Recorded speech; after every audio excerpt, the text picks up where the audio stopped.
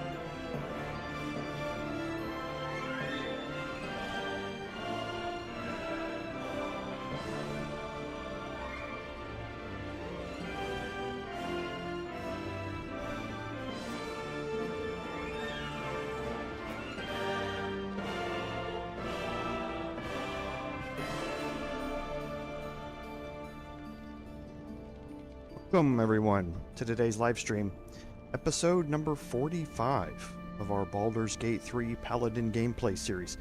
I'm Commander Jorval, and I want to thank you for coming along on our journey today. So, on an admin note, as most people are aware from the chatting before the honor mode playthrough yesterday, we're expecting landfall of Hurricane Beryl today.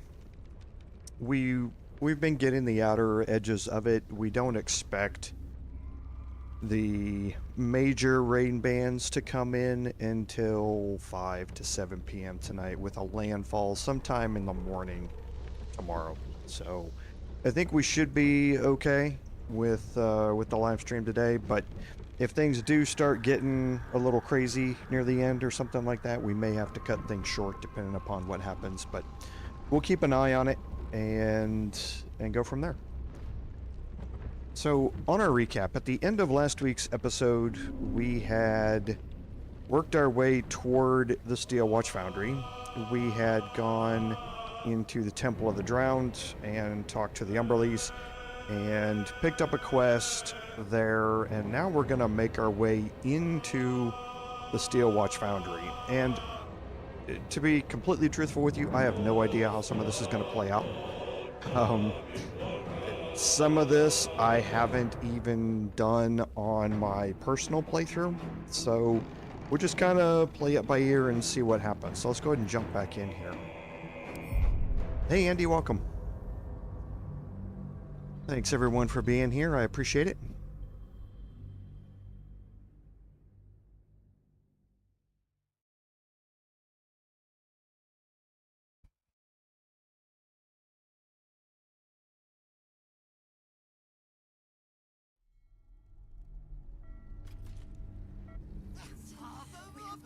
Okay, here we go.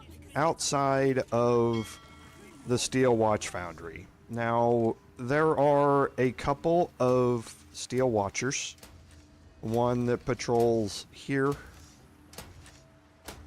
in the pattern this way, and then another that's patrolling back here that we can't see. So what we're going to do is wait until this one starts to head off that way.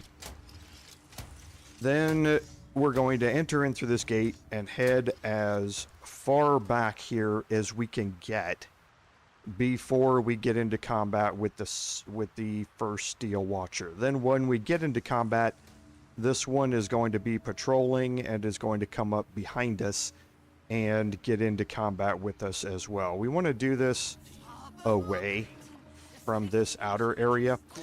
I have had Flaming Fist guards mysteriously spawn in here, and I would prefer to try and avoid that if possible. So we're out of any detection cones here, so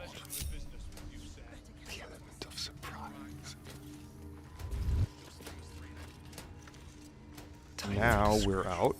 So I'm going to lockpick this gate. Okay, let's not do that.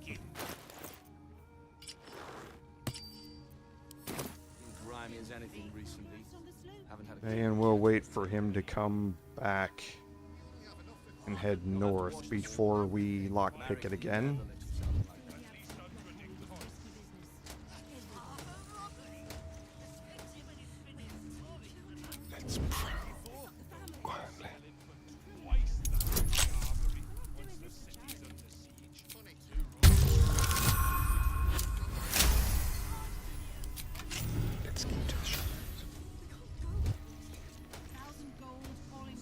Still breathing, despite everything.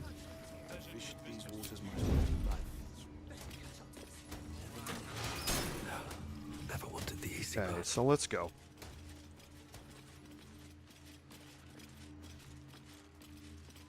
And it looks like we're gonna probably make it a ways down here.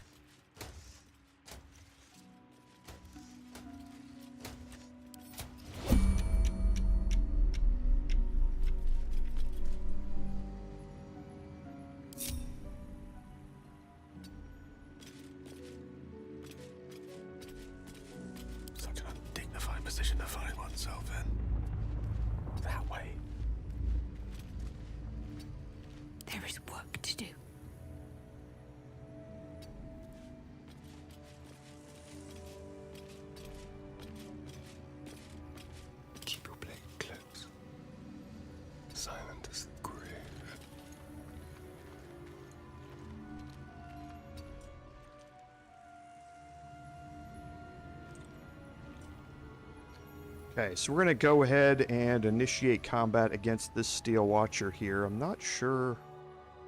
Oh, turn-based mode kept him from moving. That's interesting. It would be nice... in the shadows. Tolerable. The mission has Everybody to come else out of first. movement? Yes, they are. Okay, so we're going to start this off here.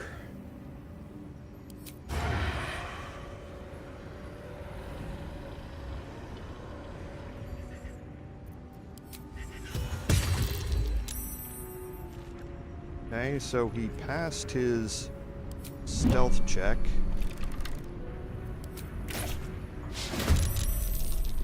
Okay.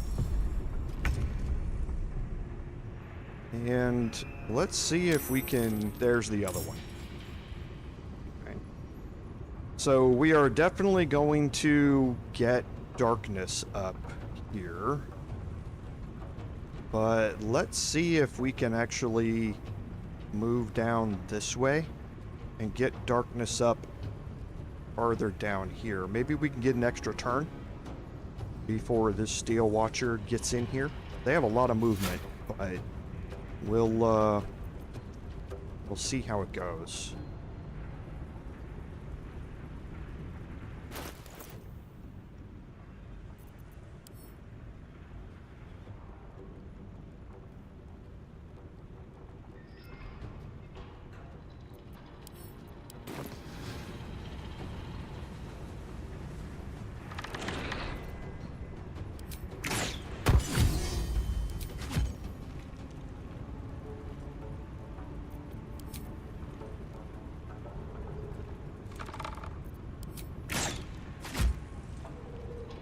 Okay, so let's get in here. Yes, here. Oh. Not bright. Not smart. And I can't reach him.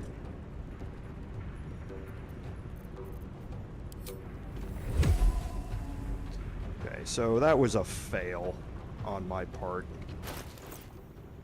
I left all of his sneaking gear on and didn't make any changes to put back on his combat gear. So, but one way or another, we'll see if we can avoid this attack here. And then we'll get a real darkness up. Finish this. Okay, so...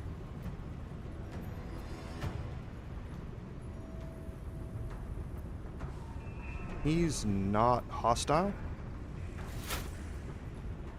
Oh no, this is weird. On the move.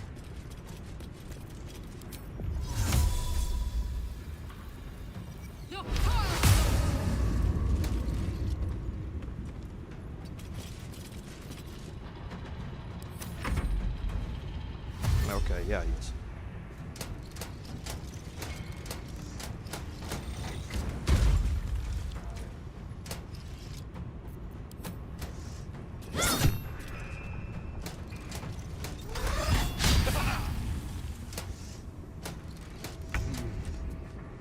Okay, so we're going to move up here with our Paladin and absorb the attack of opportunity from him.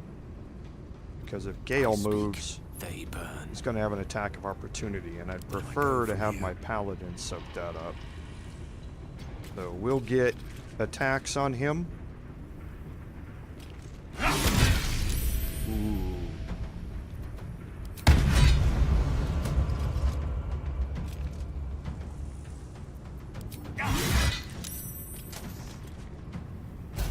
There he goes.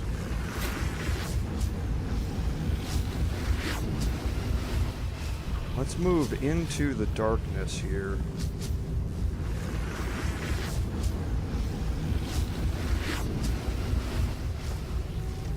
Swift as my feet can carry me.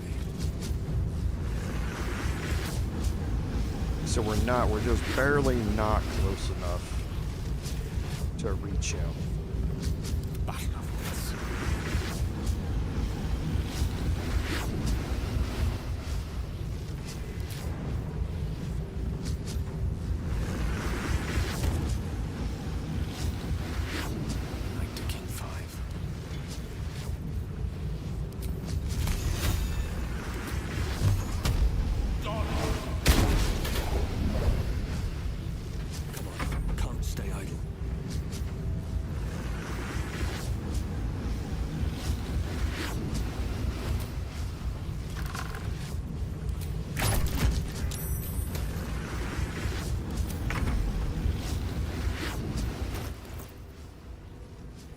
I need to use an action to turn that on.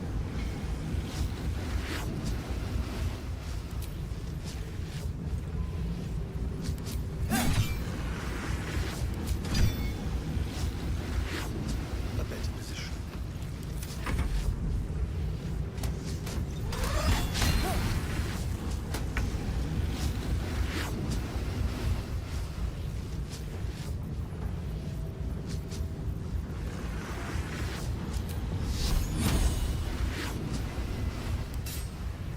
Strike hard, strike fast. Got to press on.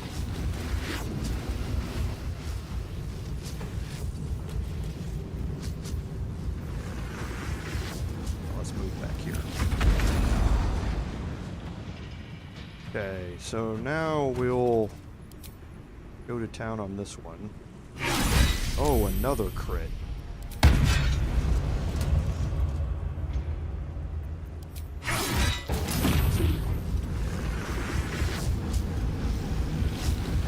Boots have seen everything. So moving out of the way. Allow me to demonstrate. Gale should be good. Starian is now good. That's that. What am I to do? Okay, well that was light work for the Paladin there with a couple of crits. So Time to get going. definitely get those Divine Smites back. That was huge.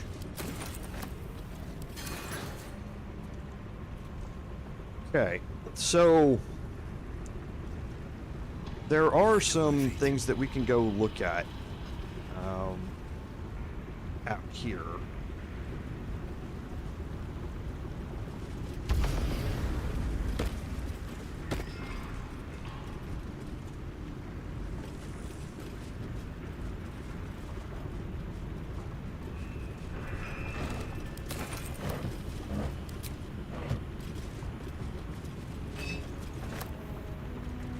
Okay, and then there's a heavy chest in here.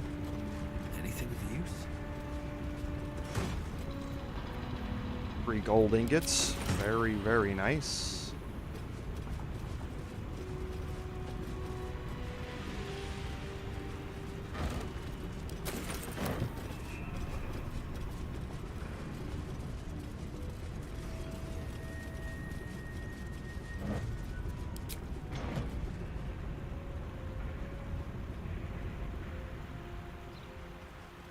And this is just opening up this side of the map. There's nothing else down this way.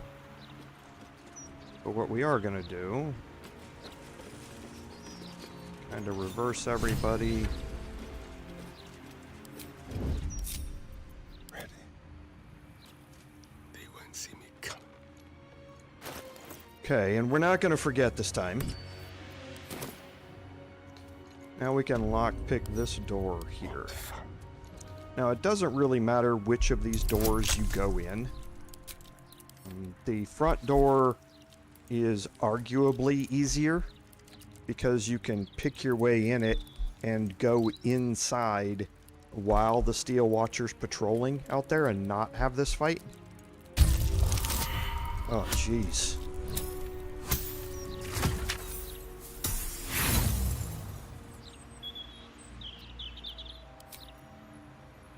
Can I roll above 4? Thank you. I always choose to go in this way because, again, if I mess up and my timing's wrong and that Steel Watcher comes around the corner and catches me, I don't want any other flaming fists to get involved in this. Into the shadows. Okay, so in here, you're going to notice that we have a group of Banites here that are talking to a Gondian. And the black gauntlets are the ones that you need to focus on throughout this. Now, we're going to walk in here. They're not hostile right now.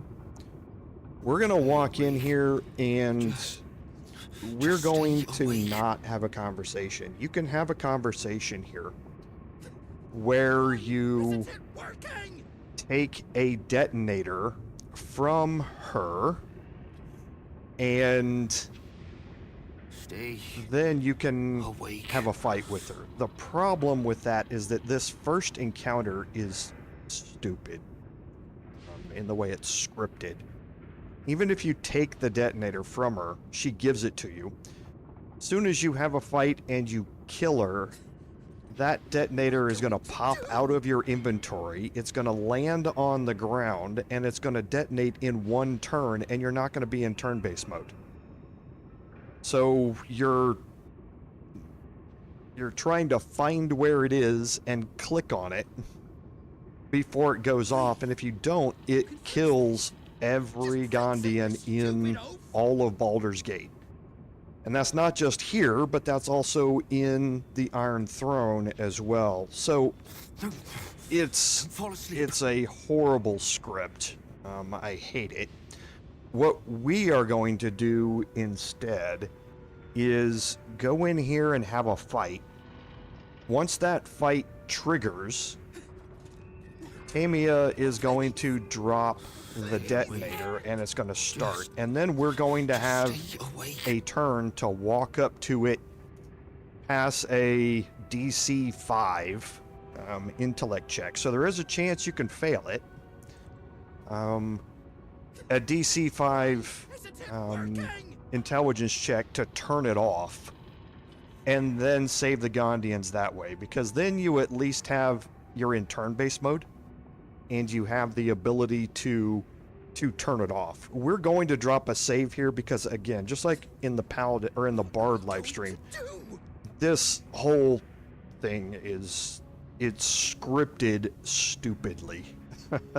So I don't want anything to go wrong because of how horrible the scripting is here. Awake. So we'll come in here with Astarion and we will start this off. Move unseen.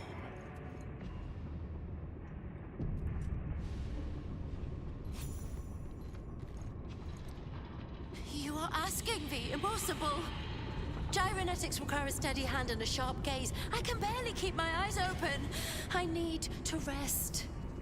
You have a son, do you not? Is he as lazy and pathetic as his spineless mother?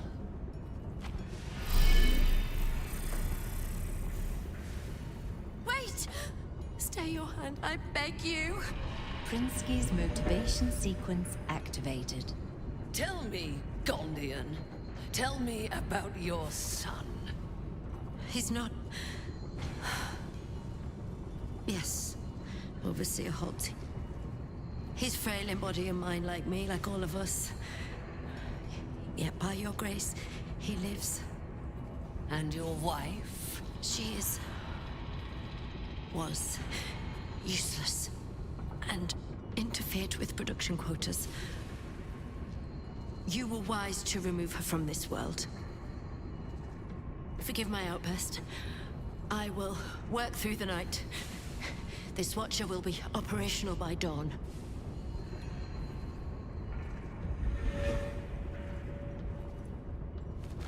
I will allow it. But if your work is anything short of impeccable, your son will die screaming. Is that clear? Yes. Overseer Holtz. Okay, so you saw the detonator that she carries. And it is tuned to the collars that they're all wearing. You saw it pop up and glow that purple color. Stay awake. Just stay awake. Okay, so we're going to go ahead and get an attack on the Black Gauntlet here and start this combat. Actually, I don't want to be in hiding when I do this because I don't want to fail, or I don't want to... Well, I don't think it's going to matter. We'll get ready just in case we pass the stealth check.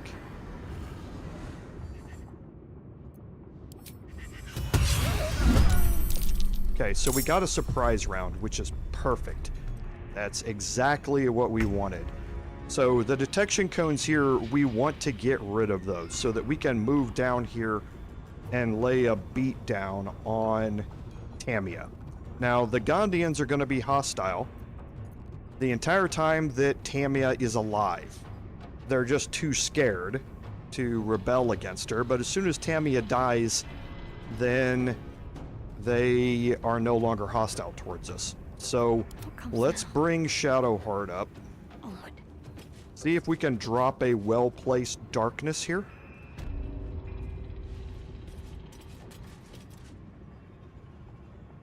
We're gonna go around this way, maybe.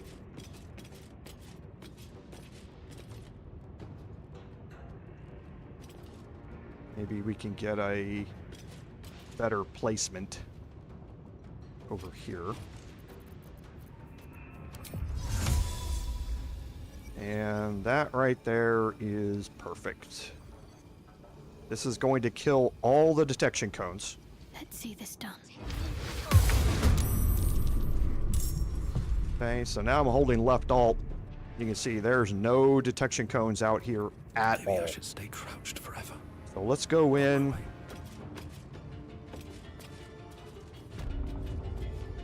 We're gonna hold Gale. There's a reason for that.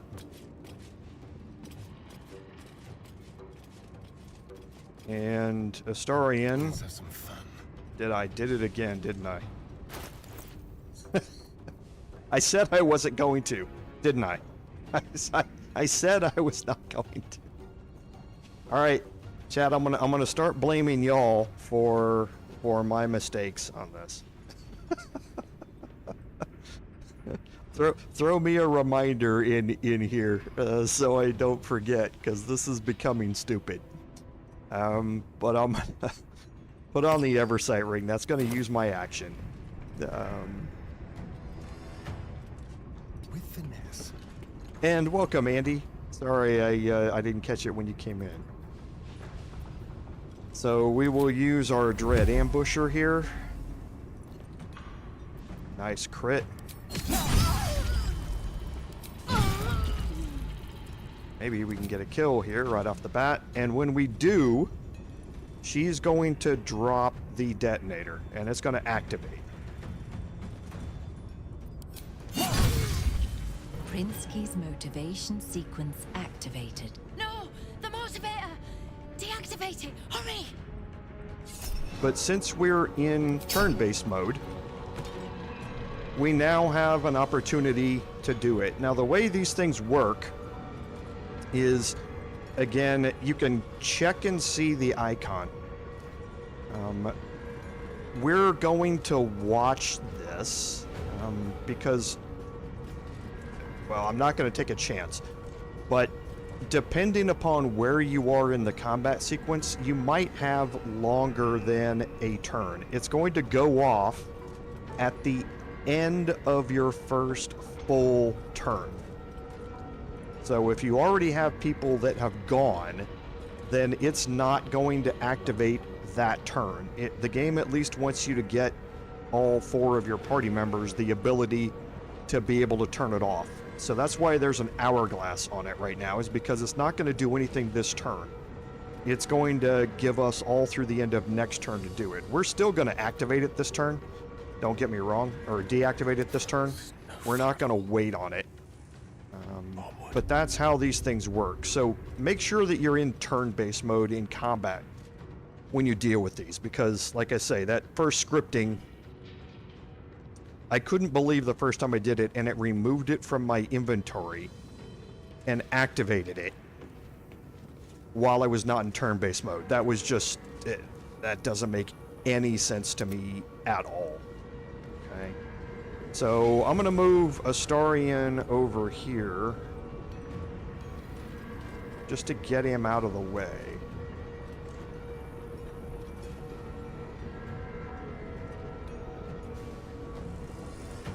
Yes, I am. And then I'm going to move Gale in here, and we're going to activate the motivator.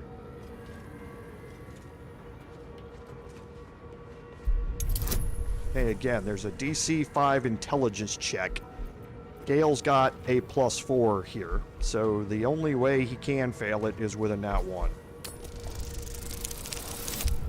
And we rolled a nat 20. Normally I roll a nat 1 in those cases. I think And now it's done. And that doesn't put Gale into combat. If you're not in combat when you activate that, or deactivate it, and you're not in line of sight, then it's not going to drop you into combat, which is very, very nice.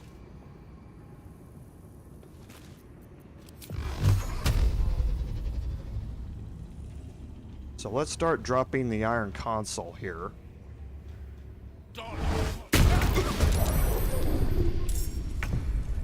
And now we're going to move in between both of them with our Paladin. Time to press ahead. And again, drop the pain here.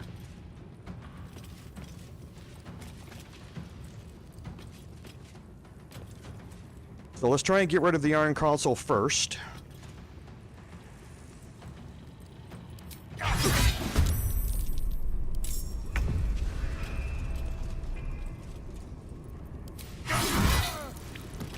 Use my bonus action here.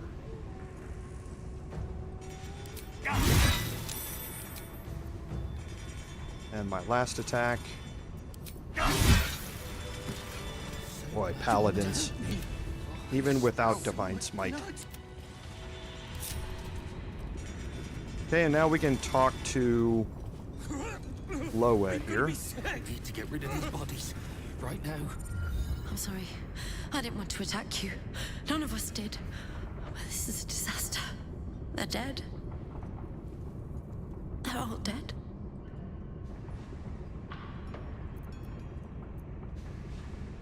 No. You don't understand. The Overseers hold more than our lives hostage. They have our families. And if they see what we've done, killing me will only be the beginning. God help us. Okay, so they're obviously worried about their families here, and we are certainly sympathetic to that. We are going to be helping their families out as part of our quest today. So much blood. Oh, the smell. So this talks about Prinsky's motivator, and it lets you know that We need to get rid of these bodies. Right now. you have to pass a check to be able to deactivate it, and that there are charges that kill all of the Gondian artificers. So they would rather blow this whole thing up than The smell. surrender anything. Now, most of the black, or all of the black golems are going to have an infernal mace. We need to get rid The of these bodies. infernal mace Right now. is a weapon that deals poison damage and can possibly poison the target. There are not many weapons in the game that actually do that, that deal poison damage. The necrotic damage is from the gear that Shadowheart is wearing. But if you want to put together a poison-based build, and there are several items that, well, not several, there are a few items that work on poison. We need to get rid of If these you're bodies. going to do that, then this is one of the few weapons you can get that's going to be dealing a constant poison damage. So if you're doing a poison build, this is certainly one to keep. I'm going to send one to camp, but the rest of them I'm just going to end up selling off. So much blood. Oh, the smell. There's always going to be a lot of good armor on them, so make sure you pick that up. The plate armor especially is worth a lot of gold, so make sure you pick all of that up Looking ahead. Bastards to before you leave. I'm gonna be sick. The metal pipes and stuff, you can pick up any and all of this stuff. I'm not too worried about gold anymore, so I'm not going to pick all of it up. But there's a bunch of stuff that you can search around here to help you out. I will take the ingots though. Now, scattered around here, you're going to find a few plaques next to things. Now, the Watcher Greatsword here Okay, if I pick it up, the thing weighs 100 pounds. It deals 3d12 slashing damage, which is really nice. Can only be used by Steel Watchers. And that is true. You can't equip it. It's worth some gold, but again, it weighs a ton to carry the thing around. I always keep one just for the giggles. But yeah, you can't use it Hallmark of the for anything. Steel Watch, these immense Watcher swords are forged in the upper city at the Hall of Wonders. Now there is a mod that does let you use it, but I don't play with mods during these.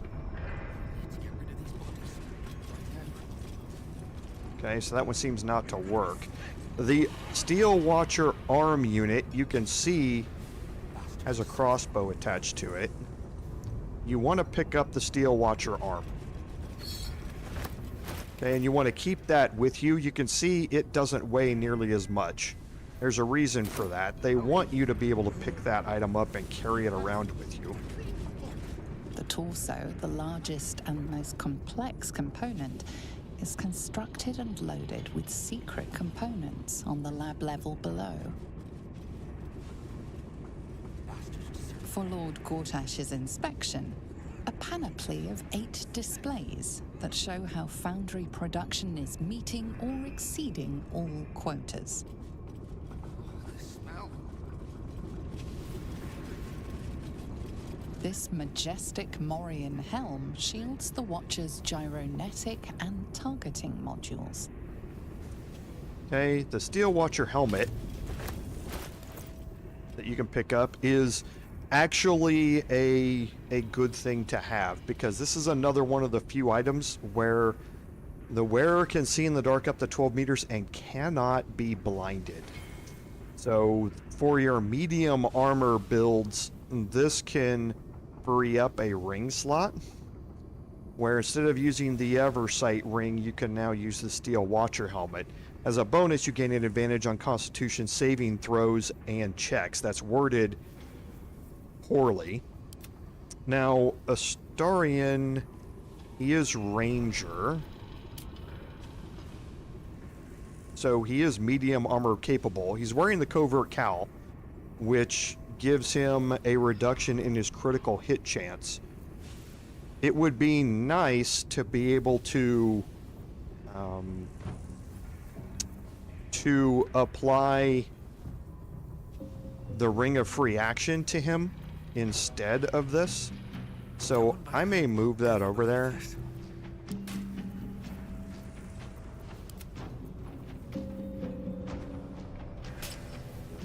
It's gonna mess up his fit.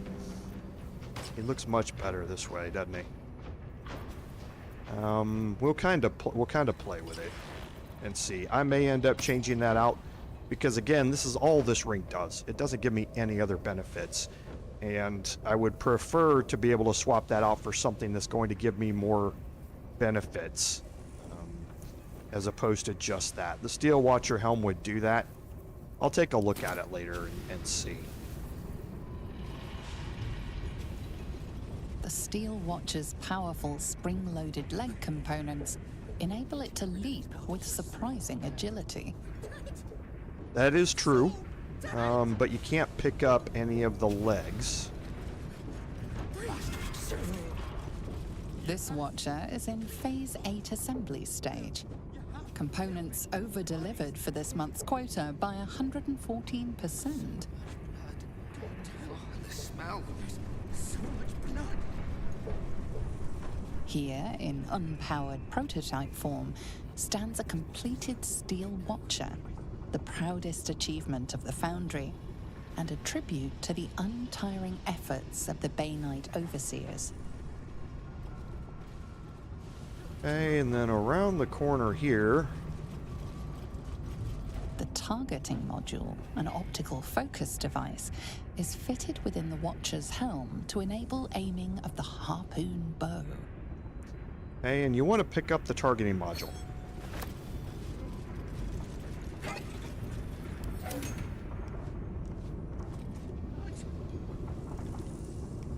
And So I do want to check something here.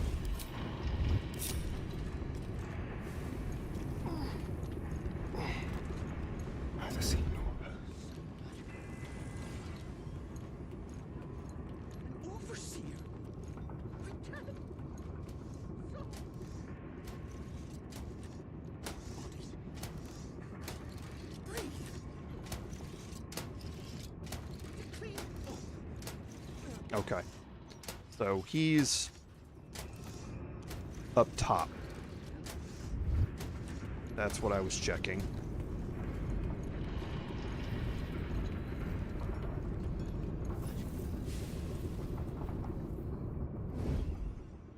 Okay, now out here in this front room, again, you can pick your way in from the outside here. The Banites that are here are down here on this end. Okay, so it's fairly easy when the Steel Watcher goes away to pick your way in here, pick your way through this door, get everybody in, close the door behind you, and then have this combat out here. Then when you open this door, you're going to be right in front of this group here. It's just a little more tricky with the people that walk around out here and that sort of stuff based upon the detection cones to stay out of sight. So that's why I tend to not come in that way. But, you know, feel free. And you don't have to deal with them unless you're going to go into this room. You certainly can if you'd like, but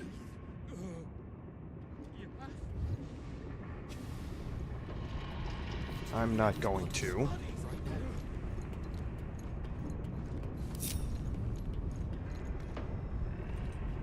We're going to head back through the security office, and that key that we picked up is what's going to get us in here.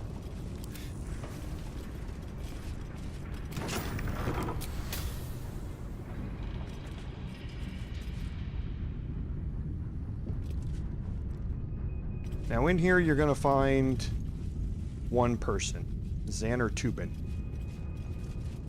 Seems like a good moment to talk. Nangufgrish of the Lord. Your nervous gait betrays your presence, stranger. You don't belong here. Who are you?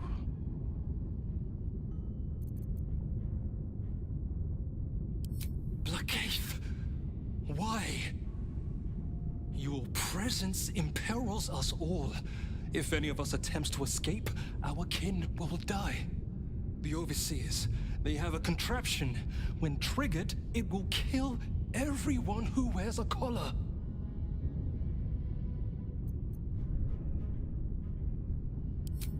You underestimate the enemy. The Overseers, they are Glixbrand Rakthar. The collars are not only equipped with explosives, there is also a mechanism that alerts the Overseers if they're removed. One of us may be able to save themselves, but it would be at the expense of everyone else. We can't risk it.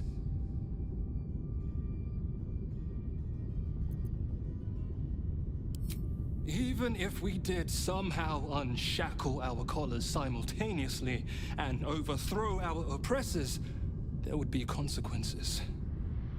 Our families are held elsewhere. The Overseers need only activate those contraptions they hold, and they suffer the consequences of our actions too. We cannot win. We must aid in building these Vagron.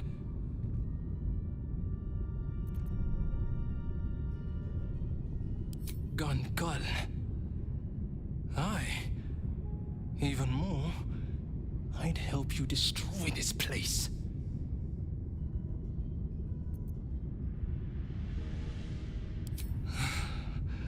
I don't know where they are, but some of the Overseers must. You'll have to infiltrate deeper into the Foundry. Just make sure you don't get caught. If they raise the alarm, they'll trigger the collars. I will pray for you. My daughter. Her name is Obinia. Gondral Frakas Hulnish. May God be with you.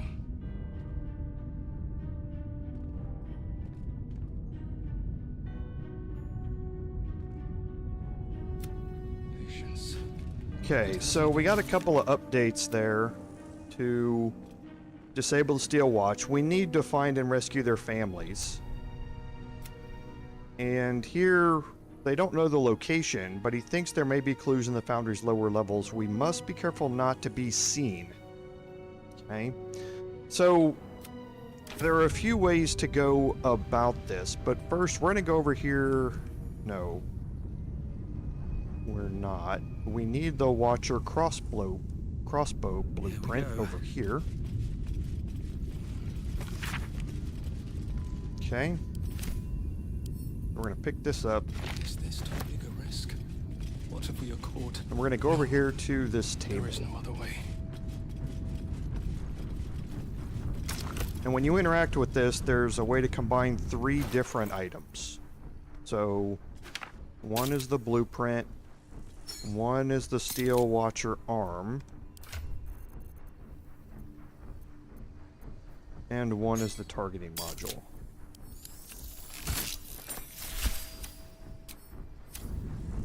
Okay, and out of that you get the Hellfire Engine crossbow. So this is a heavy crossbow. It is 1d10 damage, plus 1d4 for the piercing. The other stuff comes from my gear. Plus 2 crossbow, like I said, it has 2 abilities. The first is lightning arrow. And this is basically like chain lightning, where once per long rest, you can, after you hit a target with it, chain lightning bolts are going to snake out from the target and hit other creatures. It does a lot of damage. It's 5d8 lightning, and then the smaller ones are 3d8 lightning that snake out. So it's a good AoE damaging target, or damaging arrow that doesn't hurt allies.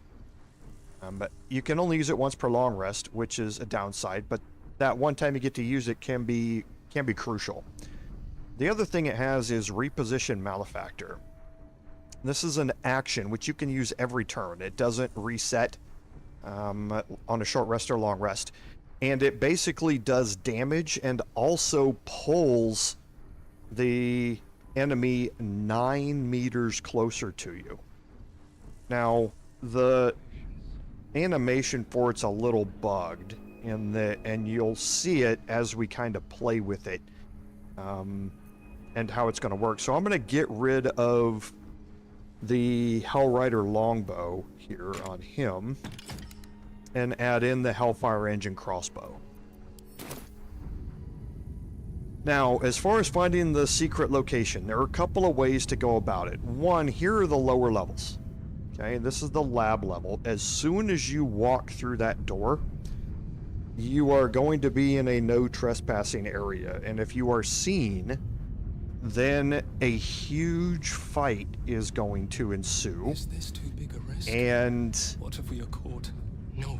Things can get really ugly really fast. We're going to go down there at some point and get ugly, but we want to do that on our terms rather than getting accidentally found while we're sneaking. Down there are 3 different things that you can interact with that will give you the location of the of where the families are hidden. We don't necessarily need to do that, though, in that we have another quest active for Avenge the Drowned, and this quest kind of runs in concert with that. And if we take a break here and follow up on this quest, we're going to be also finding the prison at the same time. Okay, so that's what we are going to do, is to kind of exit from here and make our way back out and follow up on that, which is basically going to get us to the prison anyway. Now, we also want to take this opportunity to head back to camp quickly. So we'll get out of the Steel Watch Foundry because it's red bordered. So we can't fast travel in here.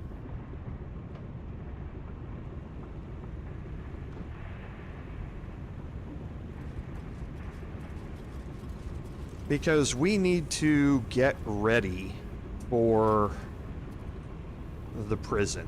The prison's called the Iron Throne, and mobility is key in the Iron Throne. That's just how it works. If you want to be able to rescue everybody, you have to have high mobility. To get high mobility, you really need to have Fly. Fly grants you a huge movement boost.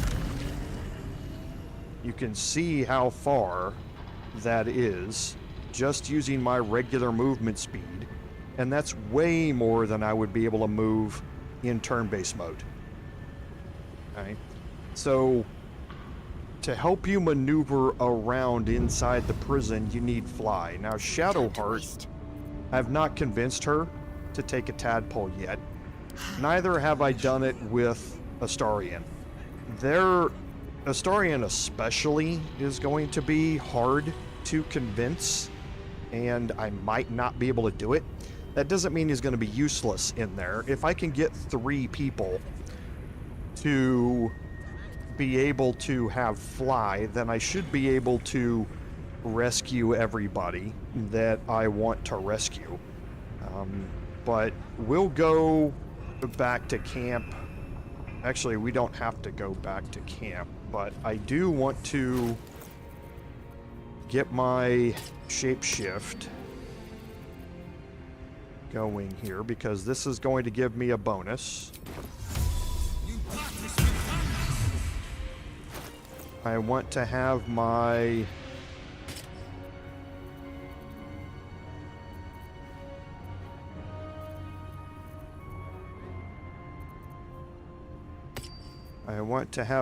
own way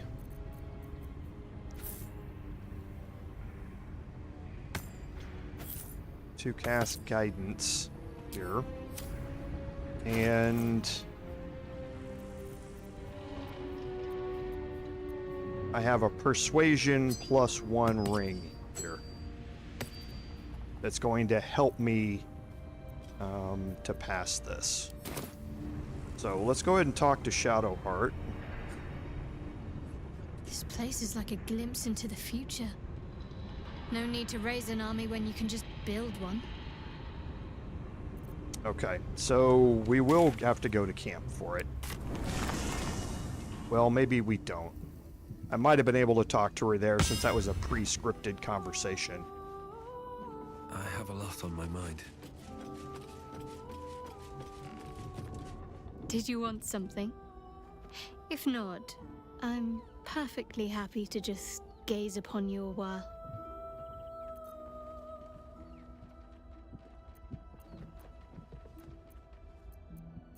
Okay, there's a lot of dialogue options here. I'm not sure if these all reset or if I just haven't had them. But here is our option. I haven't even dared to use the more benign forms of illithid powers. Do you really think I'm eager to jump to the next step? Do you know what this entails? Well, of course you do. But I don't want that for myself. Okay, now this, like I say, is going to be a harder DC here. We do have advantage on this, and situational, because we're partial illithid. And I'm going to throw in my own guidance, because Shadowheart's not going to give it to me.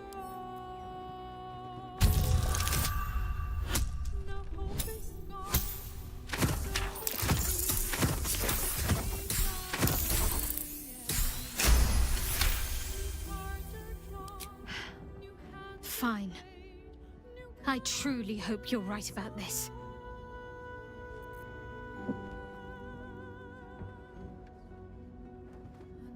Life pulses from within. The parasite's thoughts whisper at the edge of your mind. It wants to share itself with you. It wants to be let in.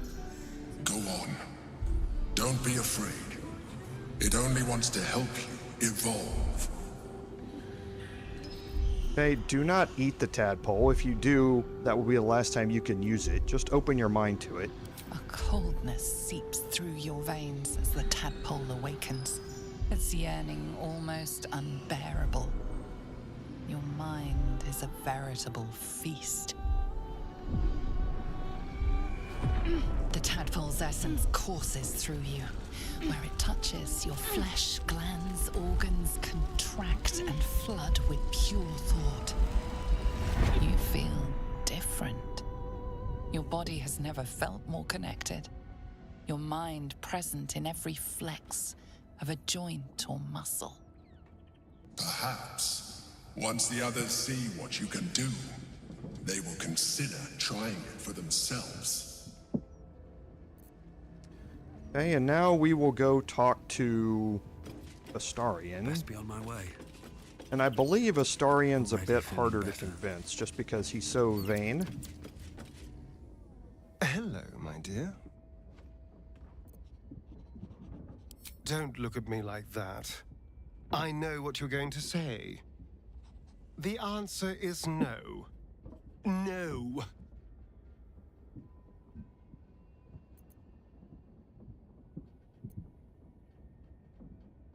That was before I knew the cost. Before I knew it meant transforming into some grotesque beast. I remember how it hurt when I turned into a vampire. My body writhed and warped while I was utterly helpless. The grip of death owned my heart as it beat its last. I don't want to turn into anything else. I can't do that again. I can't watch my body be taken over.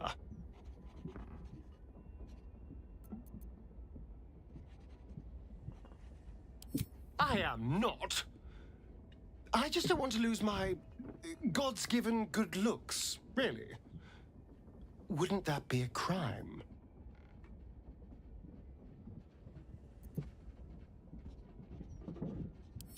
I'm really not sure. Okay, so I have an intimidation option here.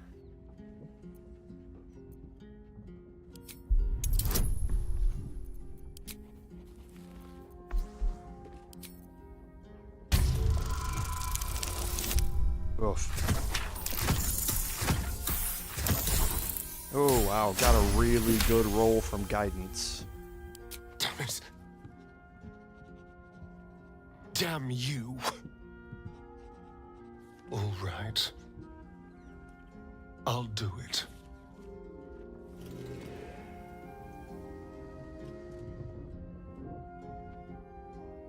Life pulses from within. The parasite's thoughts whisper at the edge of your mind. It wants to share itself with you. It wants to be let in. Go on. Don't be afraid. It only wants to help you evolve. A coldness seeps through your veins as the tadpole awakens, its yearning almost unbearable. Your mind is a veritable feast. The tadpole's essence courses through you. Where it touches, your flesh, glands, organs contract and flood with pure thought. You feel different. Your body has never felt more connected. Your mind present in every flex of a joint or muscle. Perhaps, once the others see what you can do, they will consider trying it for themselves. Okay, so let's look at our tadpole powers again here. So there are some things that we want to focus on now that we're opened up, and we're not going to use all of them because I think I'm going to bring Will along on this. So A long way to go still. Shadowheart and Astarion had started down the path because he had luck of the far realms. But what the Astral Tadpole does is it auto-completes everything in the first ring here. And then you're free to start working, and it unlocks the outer ring all the way around. So Shadowheart hadn't even opened up Luck of the Far Realms, so we're definitely going to do that with her.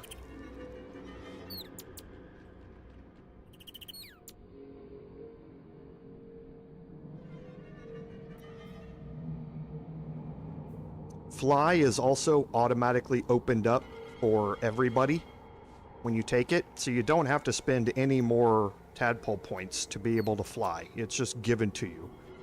And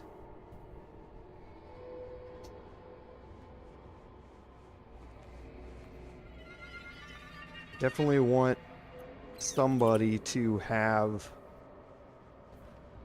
that.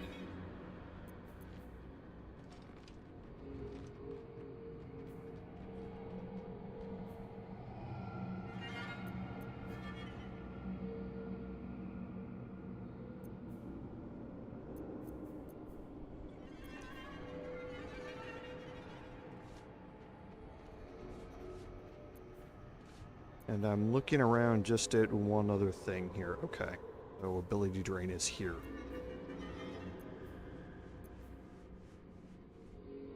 Okay, so I think I am going to give Shadowheart the black hole ability.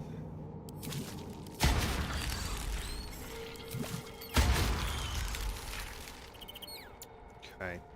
Keep a blade close. Everybody else has what I need, except for myself. And this is where Cull the Weak is going to come in. What Cull the Weak does is, right now you can count how many Illithid Tadpole powers I have. 1, 2, 3, 4, 5, 6, 7, 8, 9. With Cull the Weak, now it's 10. Anybody who drops to fewer than 10 hit points is going to die. That last 9 hit points, I don't have to take off. Cull the Weak kicks in, it kills them, and then all nearby creatures take burst damage of 1d4 psychic damage in addition to that. So the more tadpole powers you have trained, the more hit points you're able to bring them down to before it just auto kills them. So some of these other things that are in here I might not necessarily use, but I'm probably going to train anyway. Now, free cast is nice. This is a once per long rest ability where spell slots, key points, charges of things that you have, similar resource costs for your next action or spell are removed. So if you only have one level 6 spell slot and you have 2 level 6 spells that different ones that you really want to cast, or the same one I guess that you want to cast twice, you can cast this and not use up that spell slot. This also goes it works just like that with Divine Smites and that sort of stuff as well for the Paladin. So this basically gives you a free additional Divine Smite per long rest. And as far as the rest of them go, we'll kind of go through them as we go through them. But I'm going to take all of these.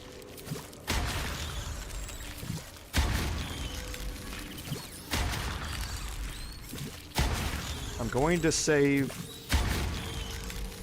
at least one.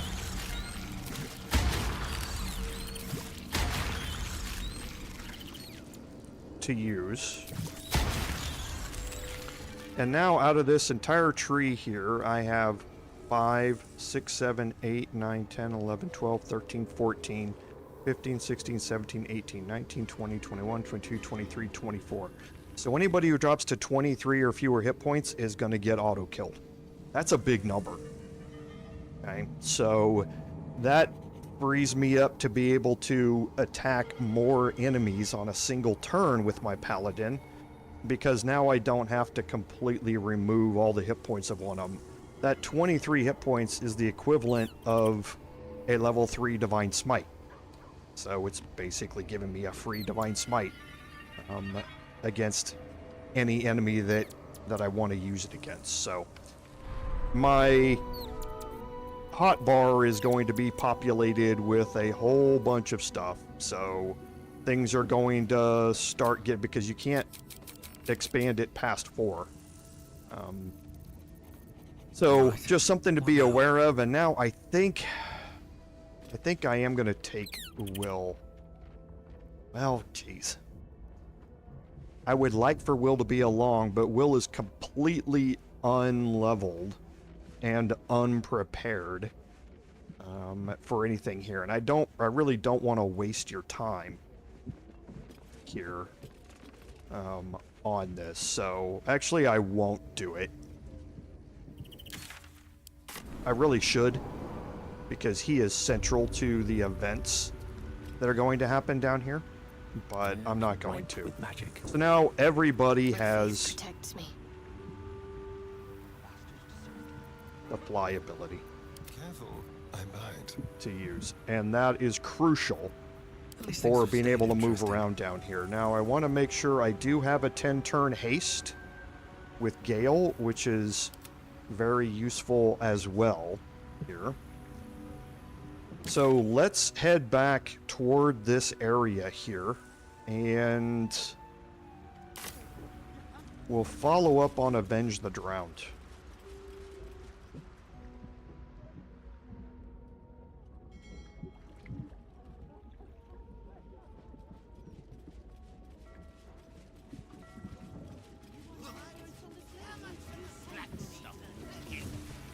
And I do want to check on something with Gale here as well.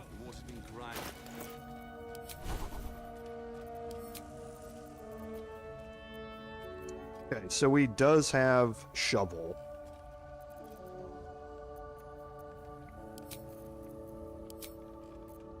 We're going to make sure that we have the ability to summon Shovel from Gale here.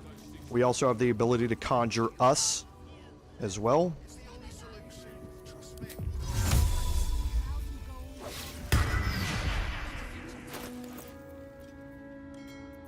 And we'll put the caustic band back on.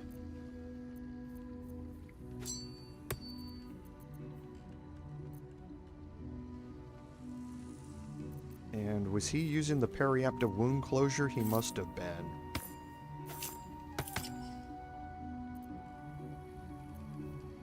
Oh no, he was using the Amulet of Harpers because of the shield.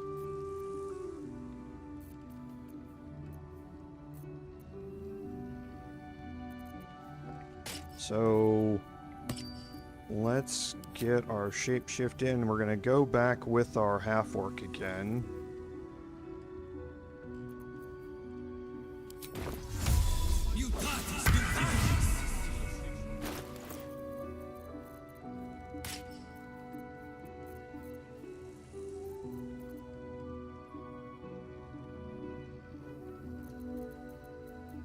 And the caustic band there. Need to find a way forward.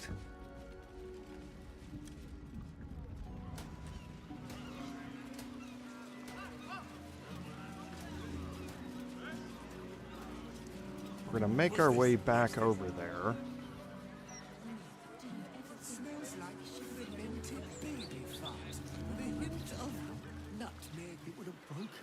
Talk straight.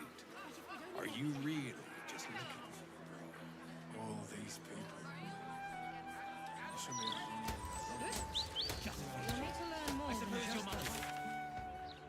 Okay, and we're gonna head down into this area here.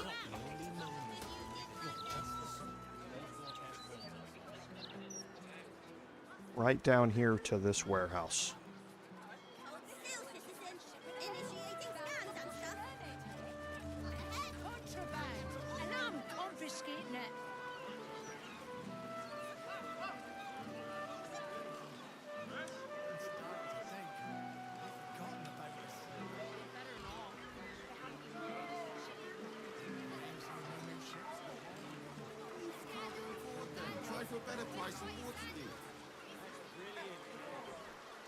Okay, now down here, there's always going to be a group of refugees. Refugees do not have detection codes.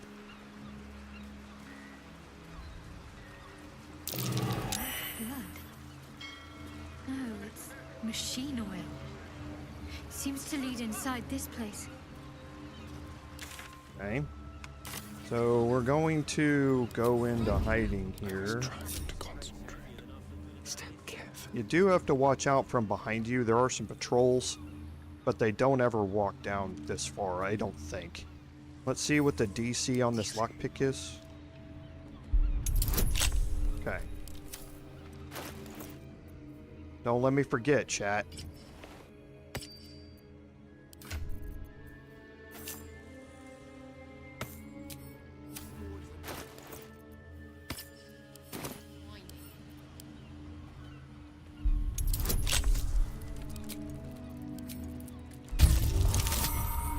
Oof.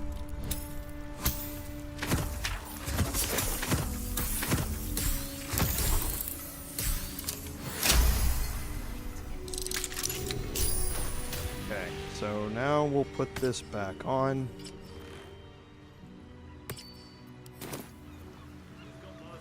Okay, and I'm going to actually move back a little bit. See what you're hiding. Can't afford to stay idle. I see a way. Oh, let's get this over with. Certainly.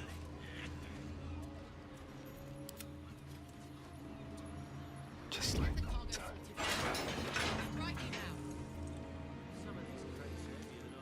Okay, and inside here you have some wargs. They are automatically hostile, so there's no way to avoid that. They're going to be patrolling back and forth here.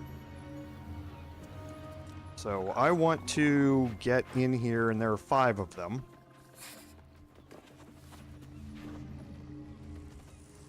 Not a sound.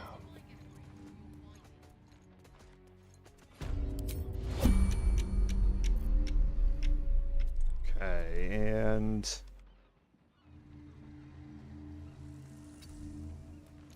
that's what I would prefer to do. I'd prefer to turn him around. Camera's going to get a little weird because I'm down underneath this. But I prefer that he does not face the door. I triggered that a little late. Was hoping to get there before he turned. Because now his detection cone is facing out the door, and I didn't want that. So we'll go ahead and start this off here. With a crit.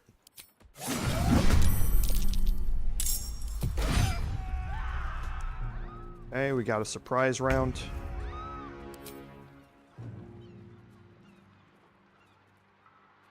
And another crit. Now we'll move out here, but instead of moving, we're going to use fly.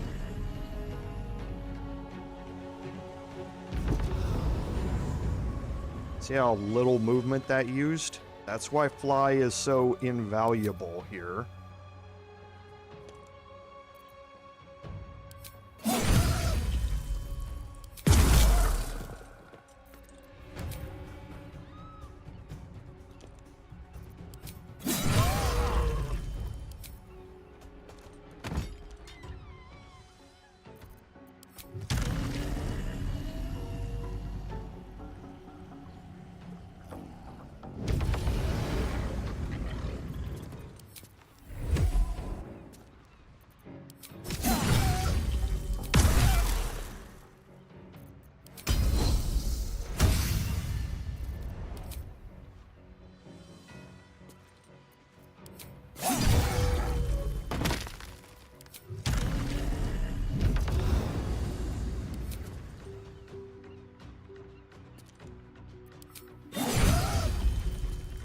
And we'll just let Astarion wreak havoc on the world there. Don't want to think about where my eye is itching.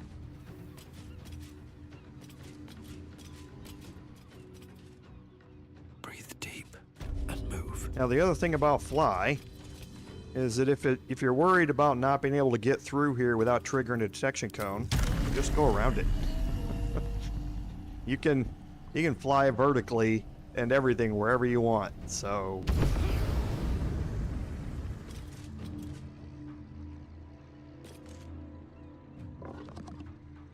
Actually, you know what? I got a surprise round, right? What do we have here? Let's just let Astarion finish what he started. Now, he's not going to be eating crits on all these rolls. But we'll see if he has enough. Okay, that was weird.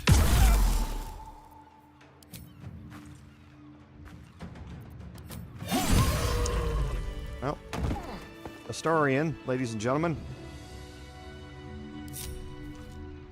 Ready or not. And I don't care what he thinks, him with the fly ability and allowing his movement all over the battlefield like that is such a bonus.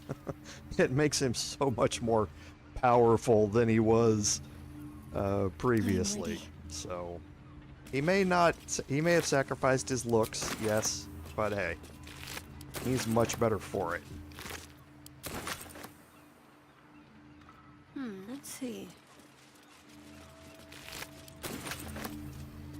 Need to keep going.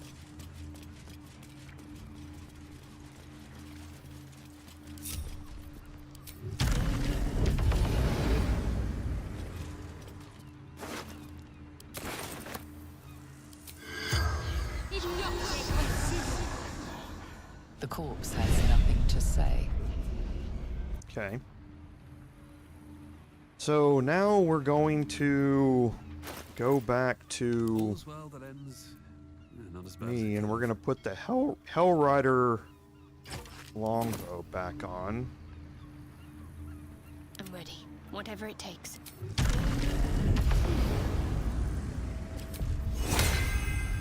No time to rest.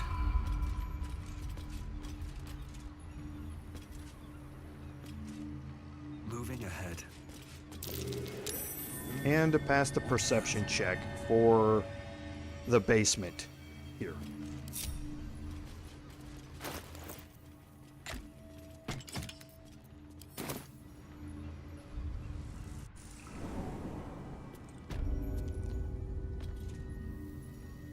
Okay, now this is Flymm's cargo basement. There's obviously a bunch of stuff that you can search in here. Trust no one. We're not going to spend our time going through all of it.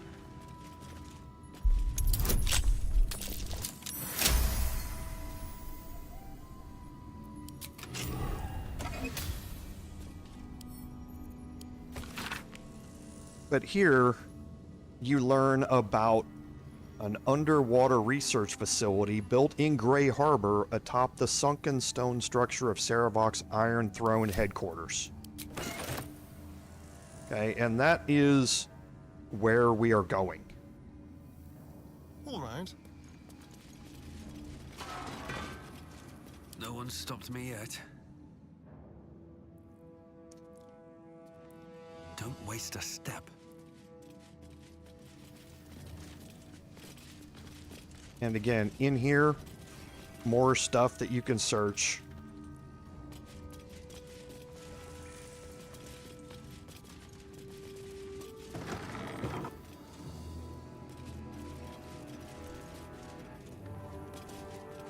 This quest marker back here just lets you know that there's another way in. Okay, this is basically quest markers to send you back outside. There are two ways to get in here. You don't have to come into here with the fight through the works. You can also come in another way, but again, you have to be gaseous formed or wild shaped to do it. Now you get into this room, and here we have a Redhammer. Now this is where I mentioned a little bit ago, well, at the start here, that I'm not entirely sure how this is going to play out.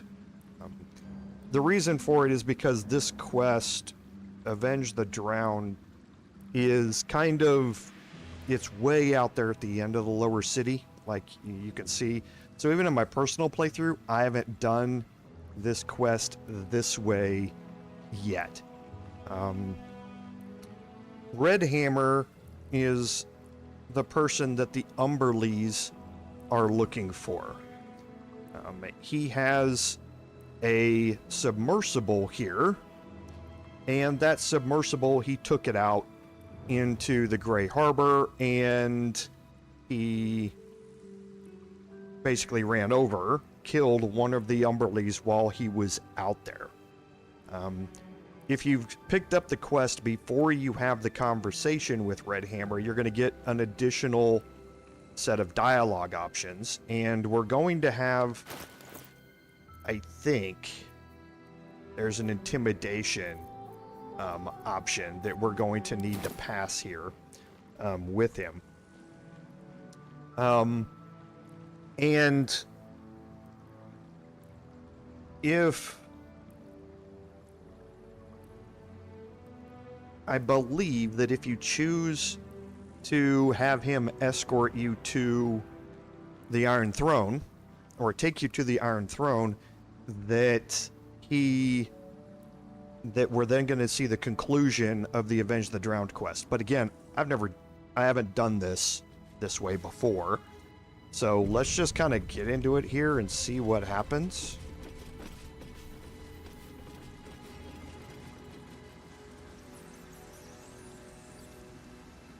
I want to have a word. Oi! What's this? You ain't supposed to be down here, mate. You spot a curious metal contraption in the water. A submersible.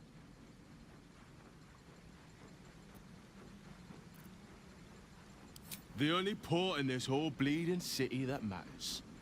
Now, why are you here? Did Gortash send you?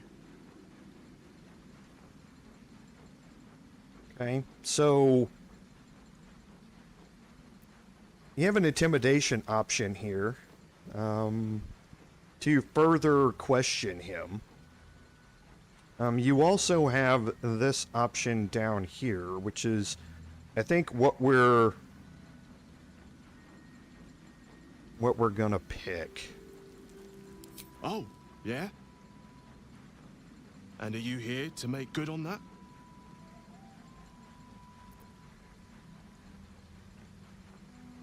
Nothing without Lord Gortash's go-ahead. I transport whoever he needs, take him to the Iron Throne. It's an underwater prison, most secure in the realms. Lord Gortash keeps some Gondians there. Collateral to keep those working in the Steel Watch Foundry under control.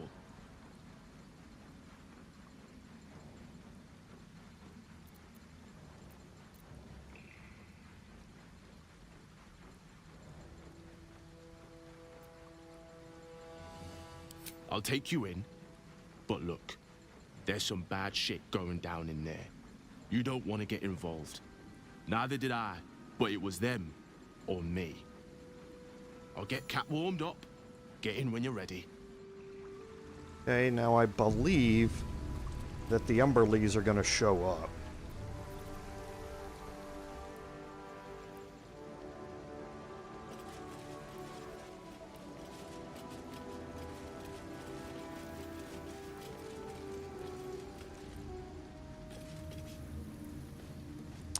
Okay, so let's take this opportunity to make sure that we have everything prepared for this. So, okay, I got plenty of potions of speed, which is good.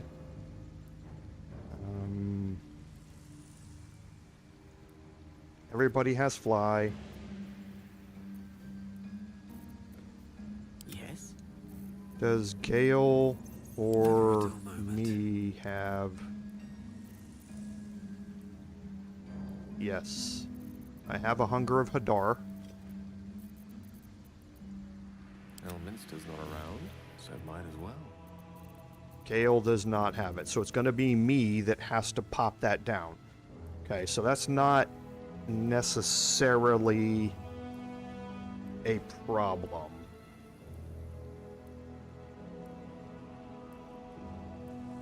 I don't think.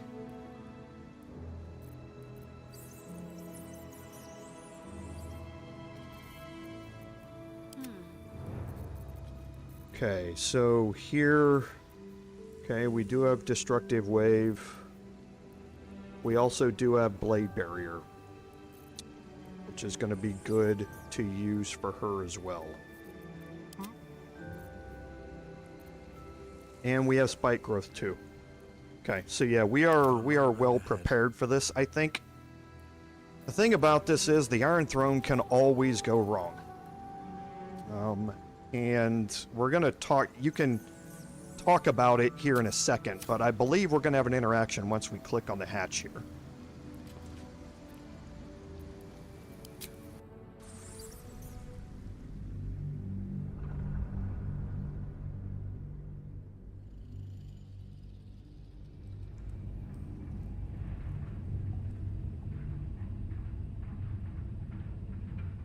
Maybe it's when he comes back.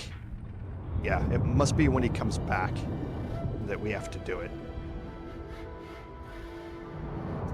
That we have the interactions with the Wave Mistress.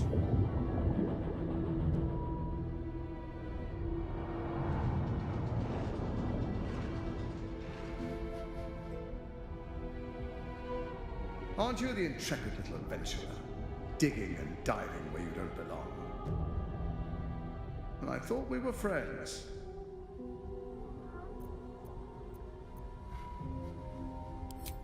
Wrong. Your presence here is the only real threat to their survival. Dead, they're no use to me, so I keep them safe, after a fashion. I've prepared for this eventuality, and if you interfere, I will destroy the Iron Throne. Return to the city, find Orin, and claim her Netherstone as you agreed to do. And then I will forget this transgression. Your conscience pricks. You did agree to an alliance after all. But then again, what honor need there be with someone like Gortash? Your mind turns to the Gondian hostages, bound in fear, their futures hanging by a thread in Gortash's web. That was a mistake. When the corpses start to wash up on the shore, remember, you could have prevented all of this.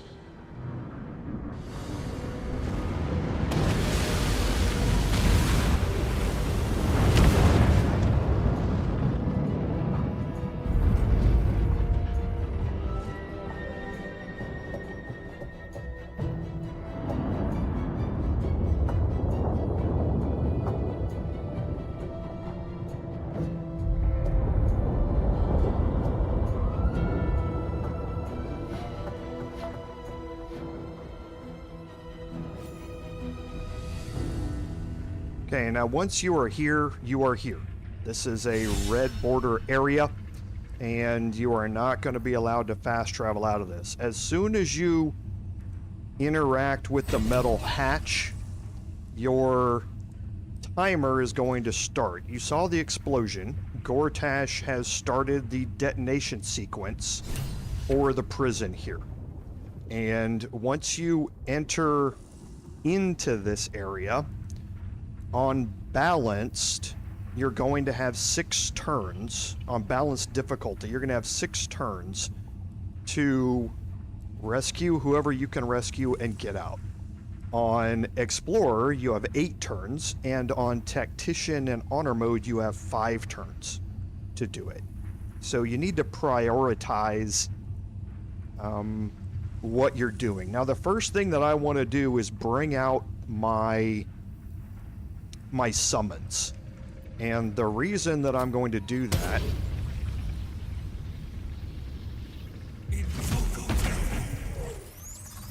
and I'm going to detach them. Watch your bag. Salutations.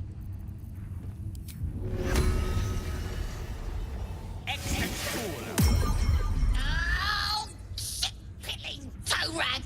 Never summon shovel, never feed shovel, now call shovel!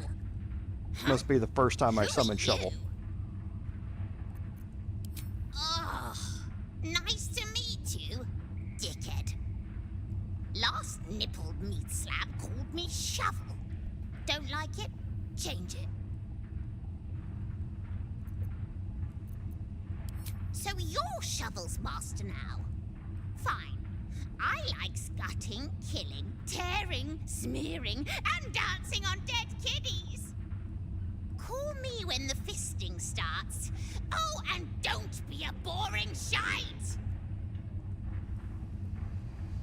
The reason he's named the Cheeky Quasit, and if you talk with him, you're going to get more and more of the same. Shovel has an ability here to go invisible. And it's not turn-based, it's concentration-based, so he can stay invisible as long as he wants. So the other thing that I want to do is kind of moving in. My people around so that they are close to... Let's try this way. The... You have my attention. To the metal hatch. The reason for that is because, again, like I said, once I open the hatch, the timer's gonna start. Every one of my people can fly, with the exception of us and Shovel, but they can use the ladder. So, and they won't have to go very far. I want everybody else to minimize the movement that it takes for them to get down into the facility and then start moving out their different directions. Okay? So again, as soon as I interact with this, the timer is going to start. So we'll go ahead, and the first turn, I can feel free to drink my potions using my bonus actions, because I'm not going to be doing anything but moving on my first turns anyway. So I'm not worried about starting haste potion timers or anything like that yet. I'll start that once I get into turn-based mode down here. Halt. A cold, suckering wetness grasps at your mind. A voice, familiar to you from the Underdark, wraps itself around your brain. You must act with haste. Duke Ravengard is held within these walls. He must be extracted. Normally, I would find your people's lust for pleasantries amusing. Unfortunately, we have no time. There are many hostages here. Duke Ravengard, chief among them. He needs your help. Do not concern yourself with me. The city will be best served if you save Duke Ravengard. Duke Ravengard is held in the security wing. Be careful. There are many hazards. This structure is collapsing. Act with speed. Act with efficiency. Good luck. Okay, and now things have started. And you can see our timer has now kicked off. You're going to see a couple of things here. The first is that there are bubbling emergencies. In this area here, we are constantly going to be getting Sahagin reinforcements. Okay, there are patrolling Sahagin around various parts of this area, mostly down here and around here. But there's also a set down here, and I believe there's one or two more down this way. Okay. I can't even catch my breath. So as we maneuver into this area, we're going to start triggering them. All right. So right here, you can see that right off the bat, there's a Sahagin right down below us. So what I'm going to do is I'm going to fly down there.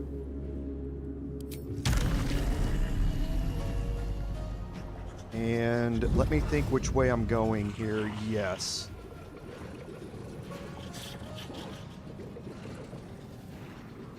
Okay, so there's 1, 2, and then the third one here. So yes, I think I want to take my Paladin down this way. These little rooms down here hold the Gondian prisoners. You can see the quest markers. Okay. And you want to rescue the Gondian prisoners that are at the end of these as quickly as you can. If you do not rescue them within 2 turns, they are probably not going to have enough movement speed to make it back to the submersible.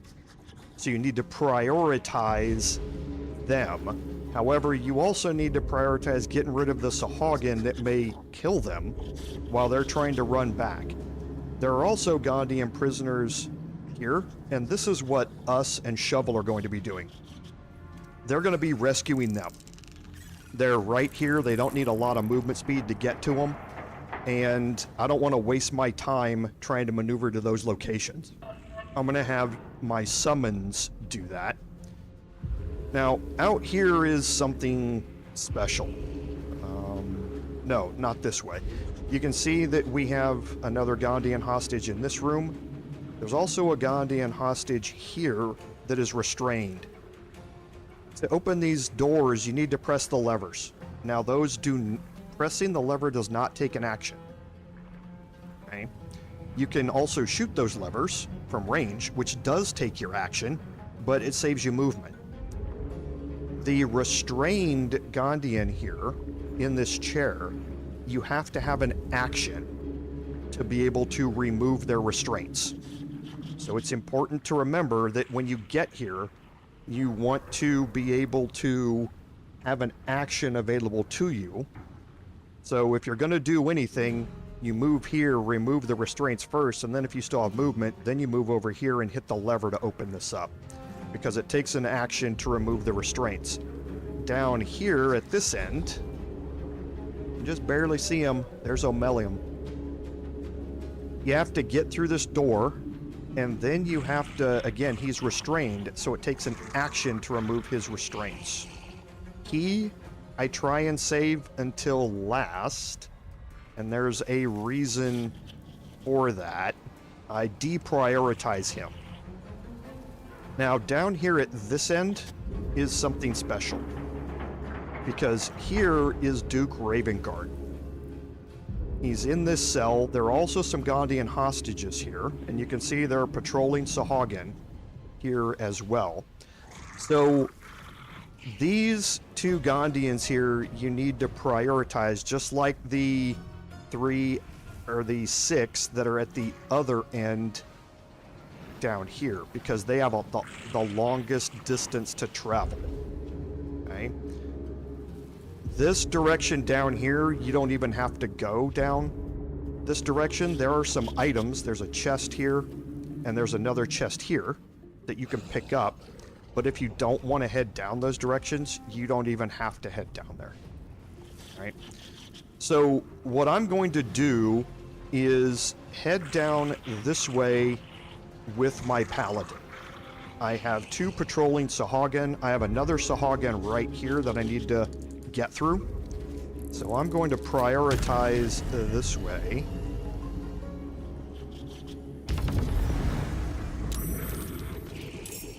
Okay. And I'm not going to be clicking to move anywhere. I'm going to be flying everywhere that I go. It's a free action. I can do it all I want. Get me out of here! The lever!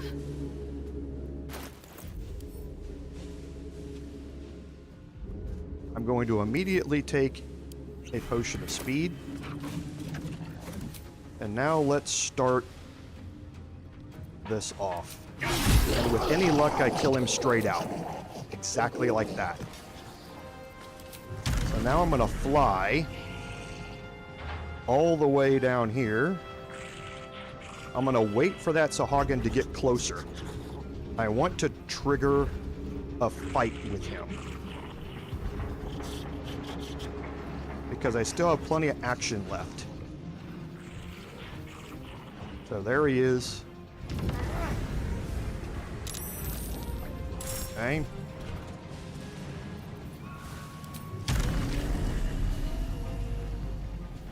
And the cameras get a little weird down in here. I want to be on the back side of him.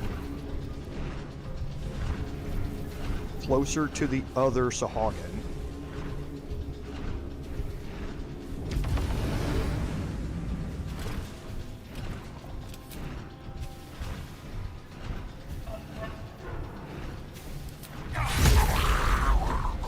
That's outstanding.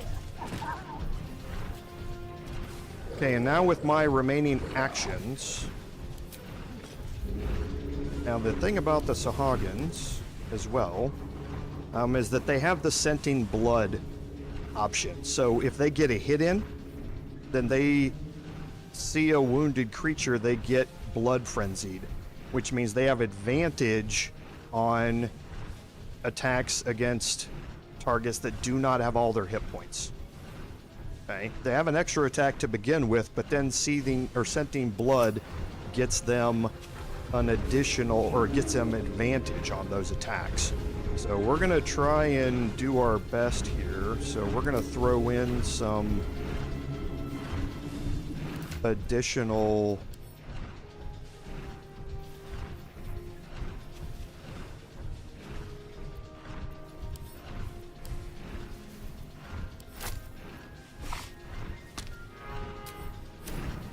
damage types here.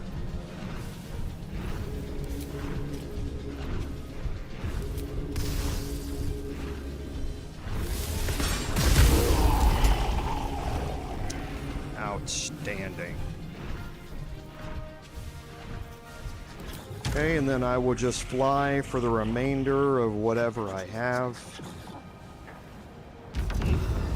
to get over here, and hopefully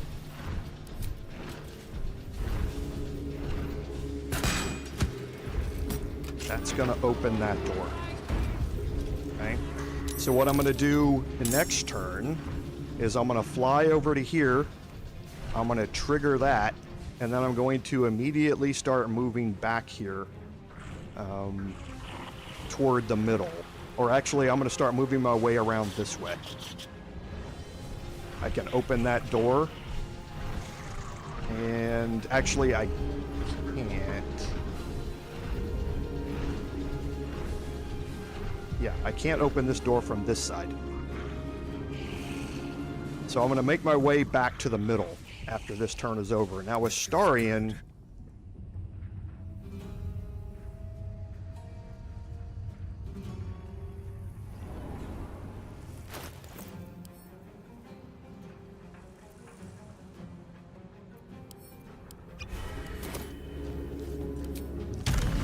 okay, so for him, I need to decide which way I want him to go. And I think I'm going to head him down here toward these two. There is another, that brings up another good question, something I did not check. Okay, I do. I have a scroll of dimension door. Good. Because I'm going to need to not just remove the Sahagin, but deal with something else that happens afterward. So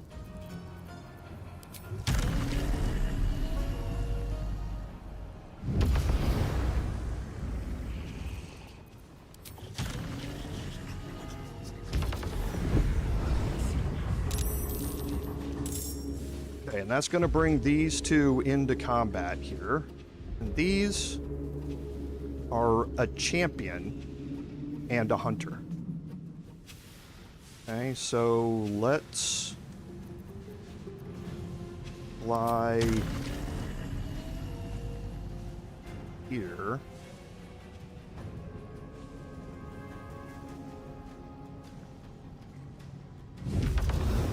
Two Raven Guards alive? If barely.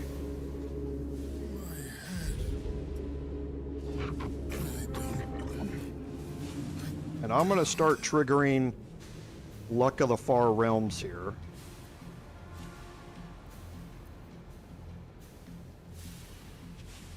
I can trigger Executioner as will give me the crit.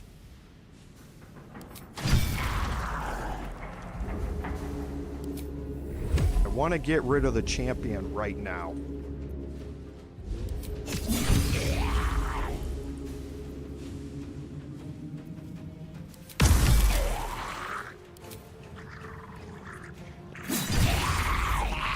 Okay, so now my second turn comes in.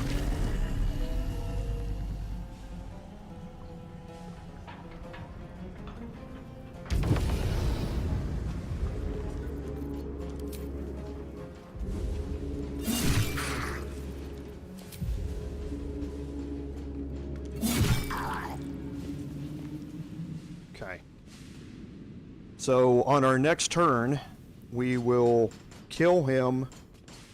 We will open this. Actually, I don't think I can get there, can I? I might be able to get there.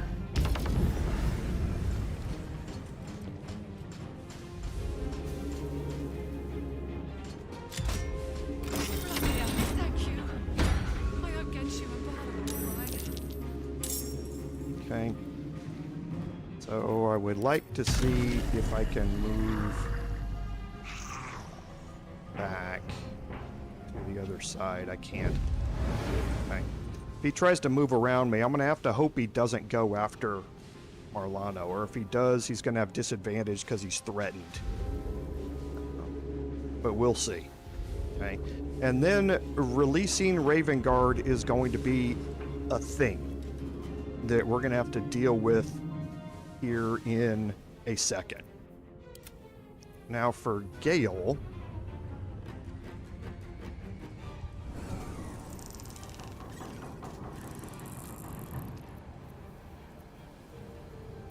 I could move Gale down there as well.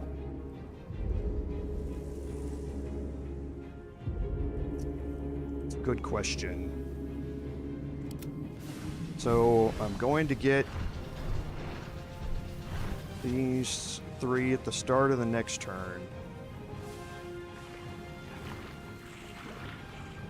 Yeah, we're going to get Gale down here. A rough tempest I will raise. Okay, so we're going to fly. Nope, we're going to...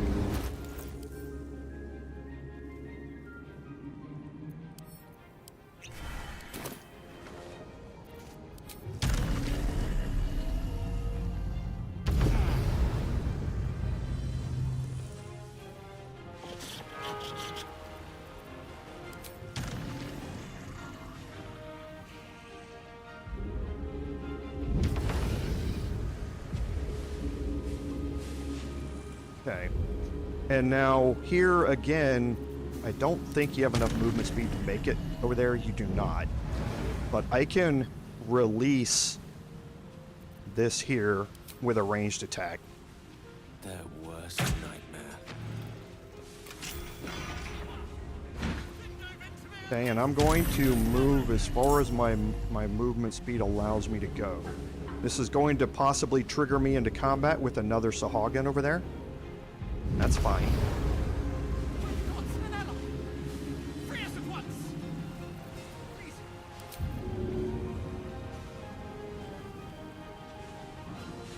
Actually, what I would like to do...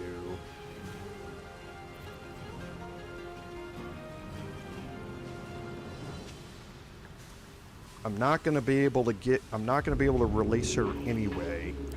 So let's dash and get over here out of sight.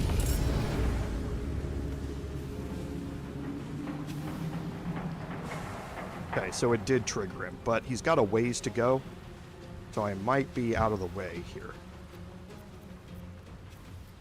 Now let's get our troublemakers in here.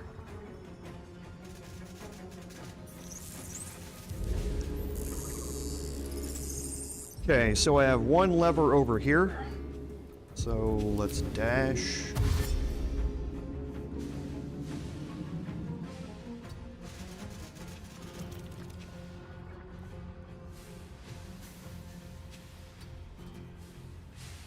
Okay.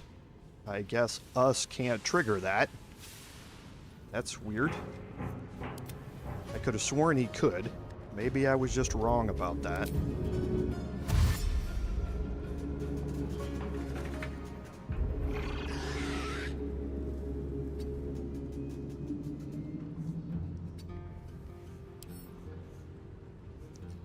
Okay, it doesn't allow me to use them. That is very weird. I could have swore I did this with us and Shovel in my personal playthrough. Okay, so that means Need to stay focused. I'm going to have to do this different. Then. It's not that big a deal.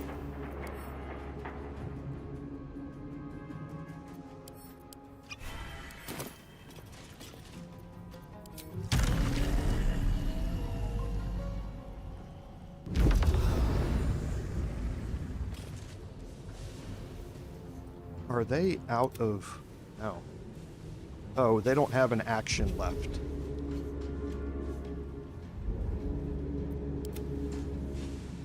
Oh, because they dashed. That's why. Okay, yeah, I do not have to do this with Shadowheart. I was like, I know they can use those. I think for them, they need an action to do it. I'm gonna... If I'm wrong... I'm not too worried about it. I can pick them up on the way back, so to speak. So I'm not too worried about them not being released yet. So this way here, I'm going to take Shadowheart down this way and work my way around through these two rooms.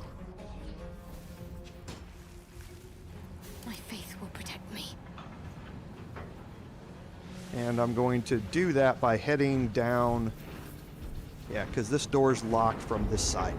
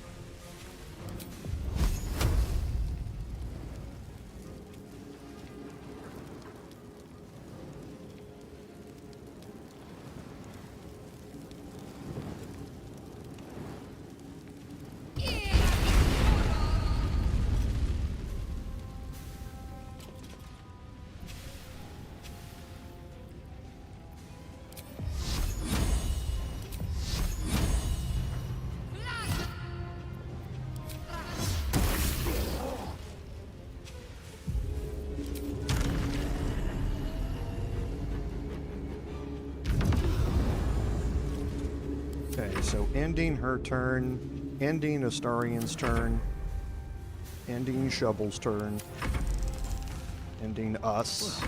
So much for peace. Ending my Paladin, and ending Gale.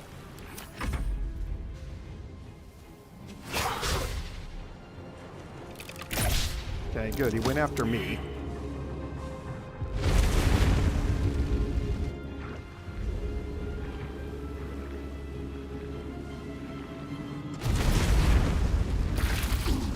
That's not going to work out very well for you.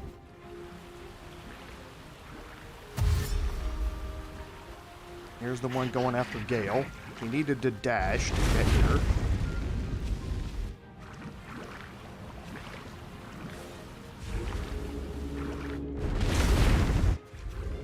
Okay, now please don't run past that Sahagin and trigger an attack of opportunity. Okay, good.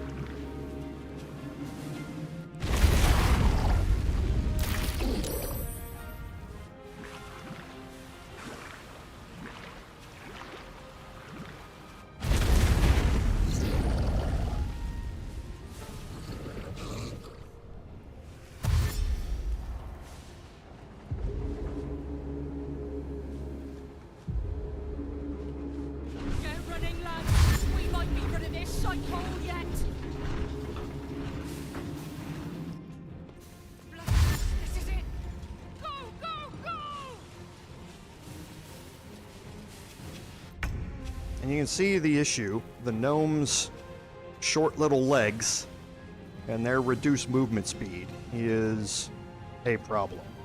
Okay? So this is where things are going to get sporty. Okay?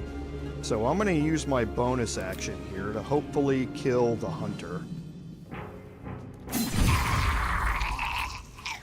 Okay.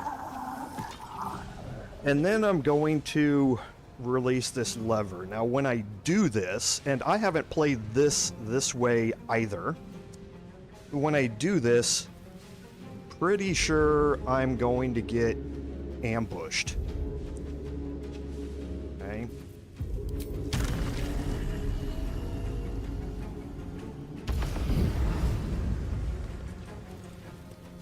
And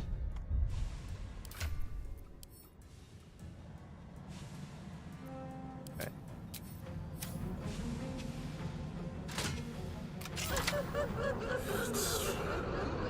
It's her. The devil who took my son. Okay, so now we have control over Duke Ravengard. Right, now he has fairly low hit points here.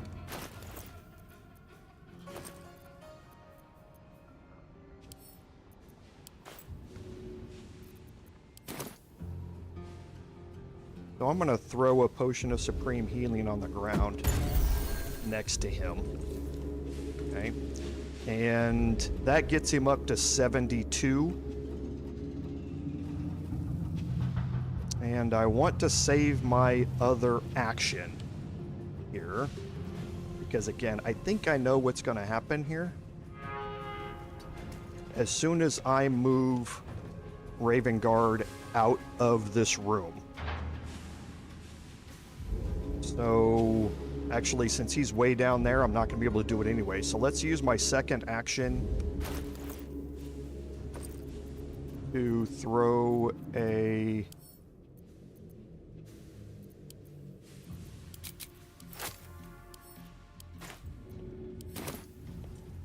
another potion at him.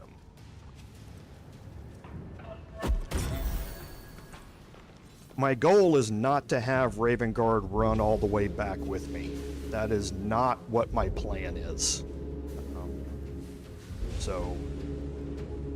But we'll kind of cross that bridge when we come to it here. So next is Shadowheart, and we've got these two Sahagin who think that they're getting away.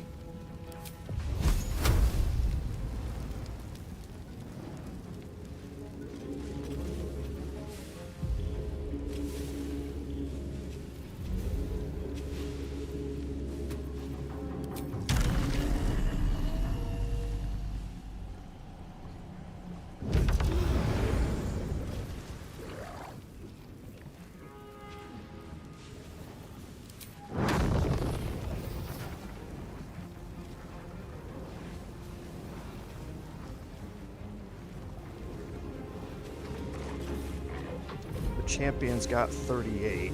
Oh, sorry, they're both champions. Okay.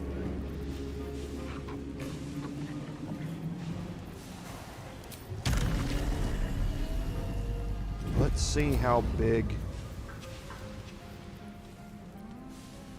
the radius here is. Okay, so I'm gonna have to fly quite a bit back this way to get it.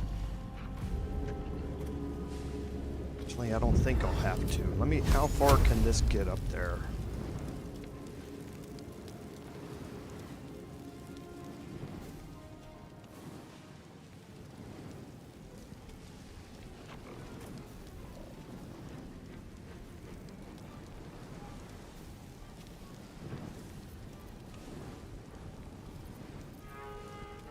We'll upcast it.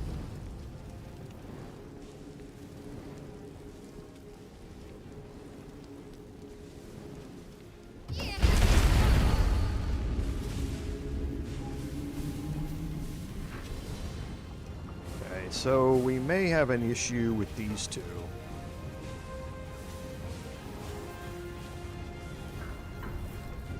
We'll see. Maybe not.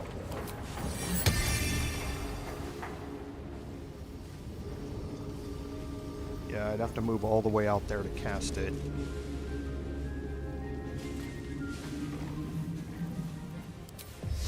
I forgot they were champions, to be completely honest.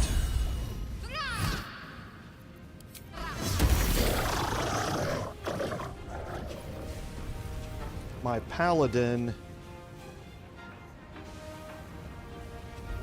is coming back. I think I'm gonna I don't think I'm gonna have a choice here. I think I'm gonna have to...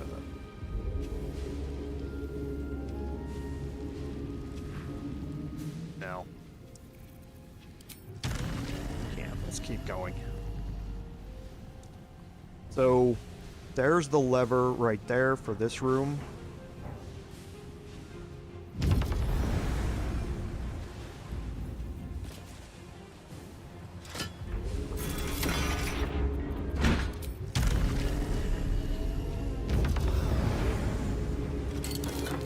Okay, nothing in here but some crafting ingredients.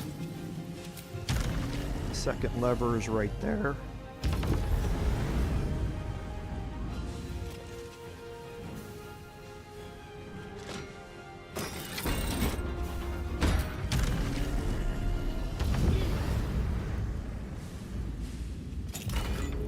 And there's a high security vault number 6 key. There's also an elixir of cloud giant strength in here and some gold, which is all nice, but nothing really serious. Okay, so Astarian's turn is going to end here.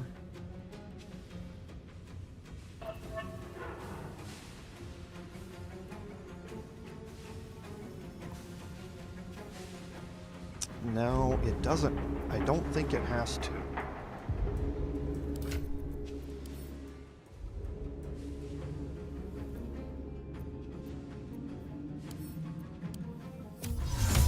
Okay, so I need to be closer.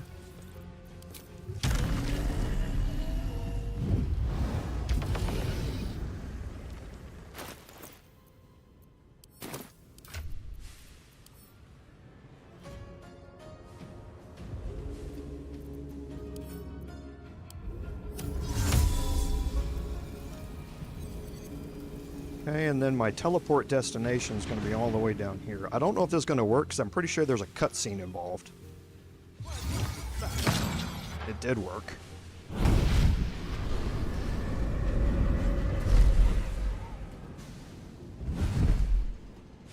Well, look who it is.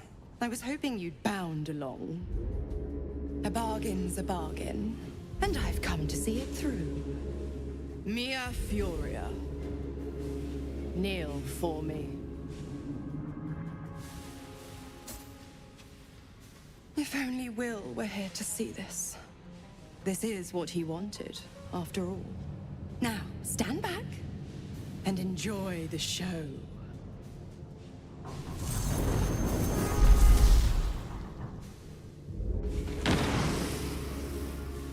Okay, she summons these spiders here.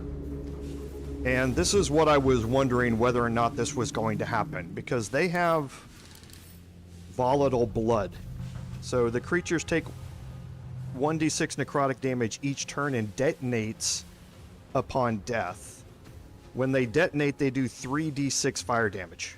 Okay, so that's why I healed him up, because I knew the spiders were going to show up. I just haven't played through it this way before, so I didn't know if they were going to show up around where I teleported to, or where I started.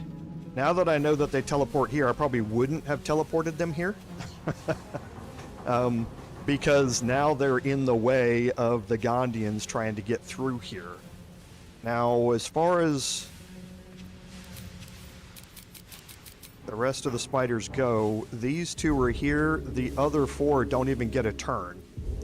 So these 2 are going to explode. I don't know what the explosion radius is on them, but these 2 Gondians are gonna go hopefully past them before they even trigger. The other thing is that she commands him to kneel, so or that turn, he's not able to move. Now I can do that. There are ways to work around that. Once he's in this state, then you can still dimension door him out of here. And that's probably the better way to play it, is to leave Astarion back here. When Raven Guard becomes available to control, move him out of the room. The cutscene triggers. The spiders are there around him. And then on my next turn, when Astarion starts, dimension door everybody out toward this location. That would probably be the better way to go about doing this. Now let me see if I can trigger this or not. Doesn't look like I can. Nope, I can't. So Shovel and us are useless down here, except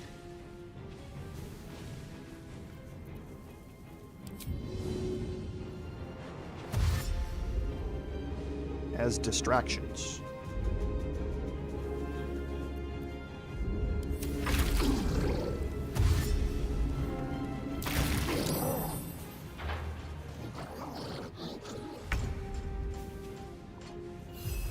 So he's got 8 hit points left.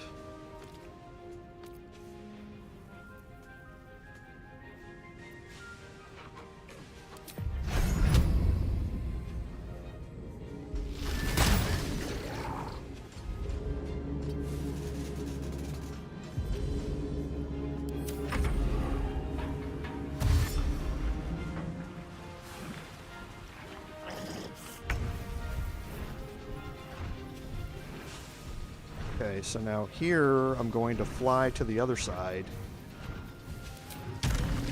just so I can get a view of the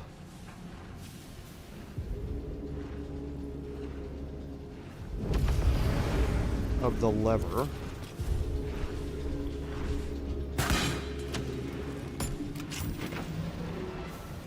And then I'm going to start flying back.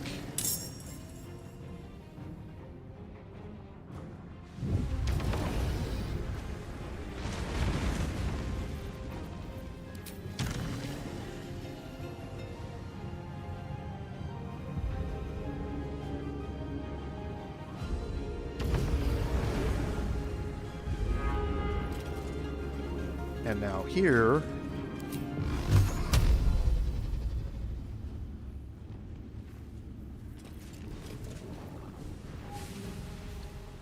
am I out of range just barely? Probably should have planned that movement better.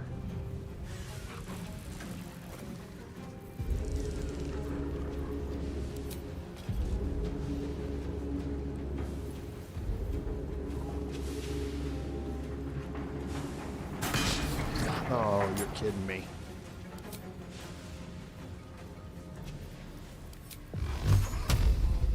Yep.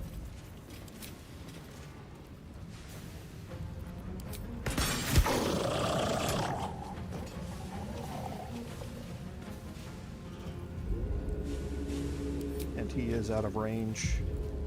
Yep. Just barely. I could Misty Step down there.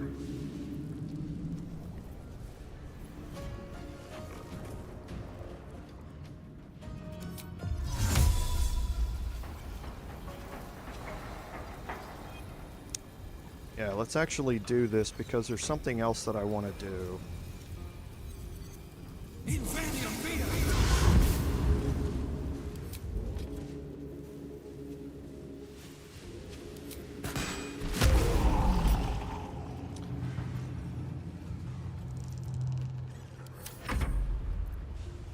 Okay, now for Gale, remember, I need an action. This is the help action to remove her restraints.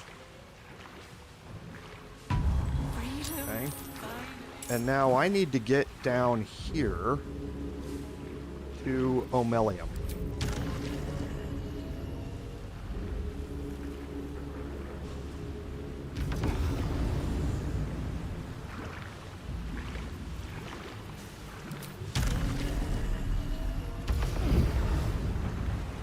And we hit the lever.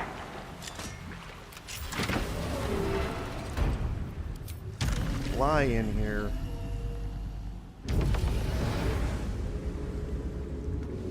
And use my second action to remove his restraints. Okay, now that allows me to control Omelium, and Omelium has a special ability that we're going to see here in a little bit. But for now, that's going to end my turn with Gale.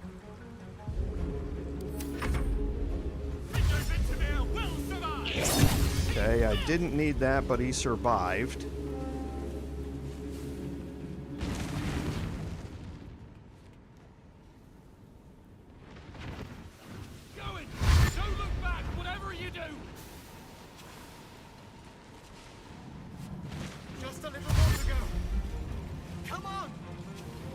Okay, so they're out of range of the spiders. Now here go the spiders. Okay, so Duke Ravengard gets up. So I'm pretty sure anything he does is going to trigger an attack of opportunity here. Yeah, see, all of those are going to trigger an attack of opportunity. I would prefer...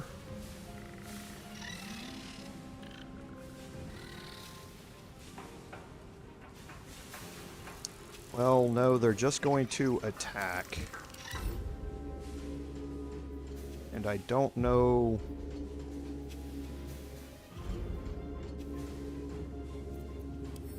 how much damage they're going to do.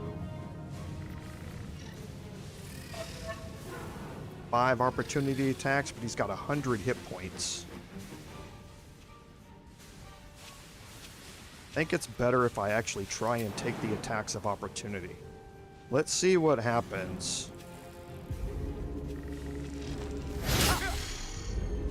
Okay, so I do not want to respond with Sentinel. I don't want to kill it and make it explode.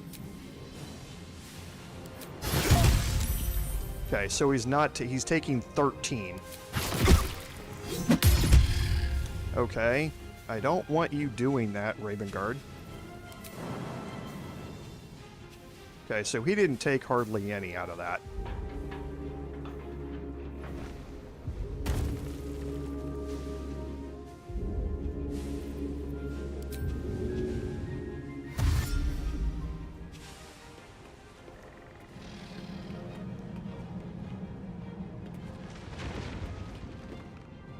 So yeah, that was definitely the right move for him to do.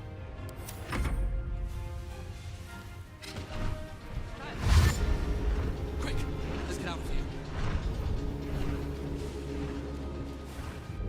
Need to hurry. Get away from these fish freaks.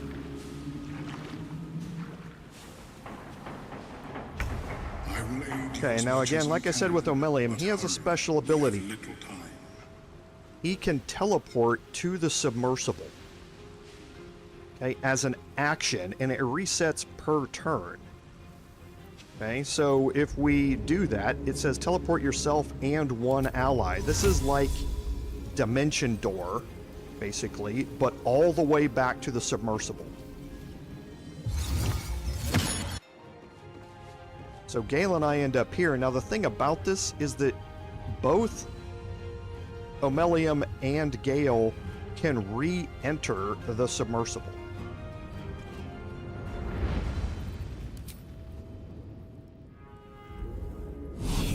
Or can re-enter the Iron Throne. And now here, this gives me the opportunity to move toward others that may be in danger, and also teleport them back to the submersible.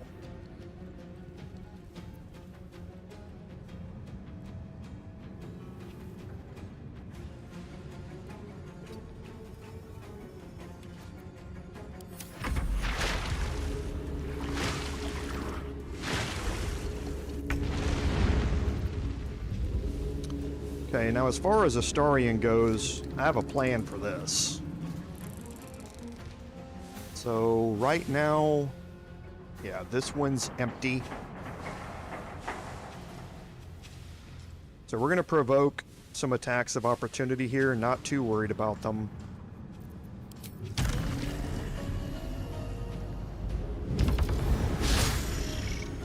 Perfect. Okay, and we want to get this way, but not before we do something.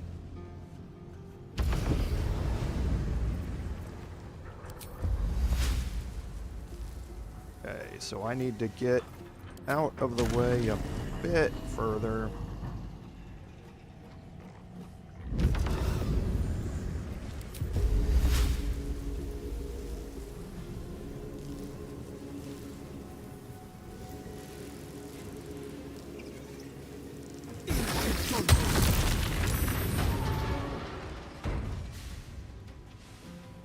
Now I'm going to get Astarion down here.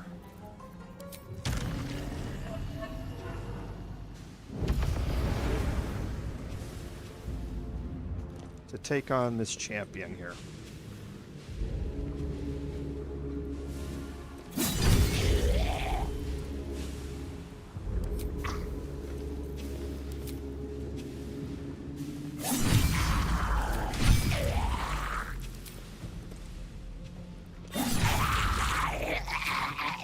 I love Astarion.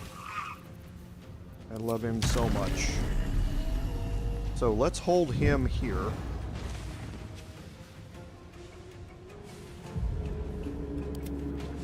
And check on Shadowheart. Okay, so she's finished in that chest. So there are a couple of ways that she can choose to make her way back. She's right in the middle, either way. Heading back this direction or heading back this direction. She doesn't need to keep concentration on Wall of Fire anymore. There's a lever down here to open this door from this side.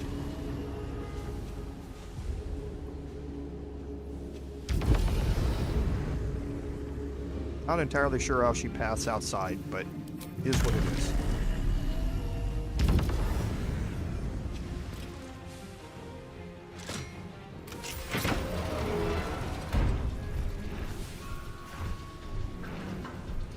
Okay, she can also, I forgot about her shadow teleport.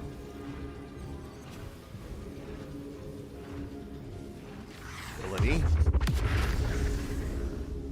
And that takes an action, so she has... And now fly the rest of the way.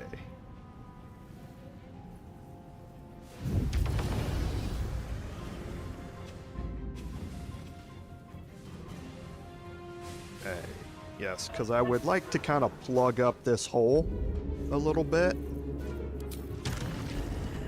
And Shadowheart can help me do that, but...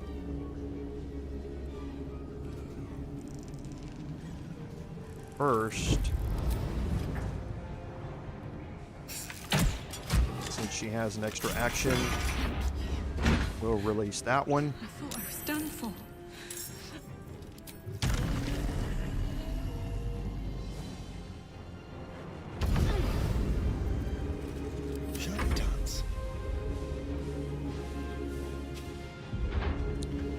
Okay, Astarion's probably going to end up staying there, but again, I want to Nothing will stand in my check way. on our movement and what we have here. So the spiders are all dead. I'm pretty sure. So I am completely done that way.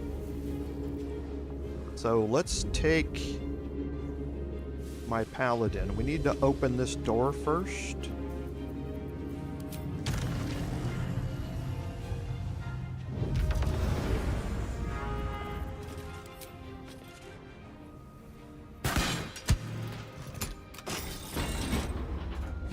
Free the others.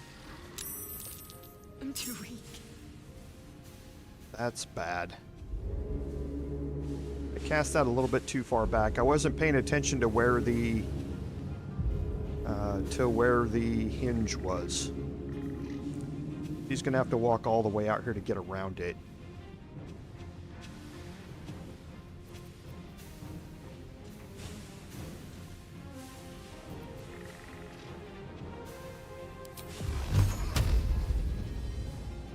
Oh, that door's closed.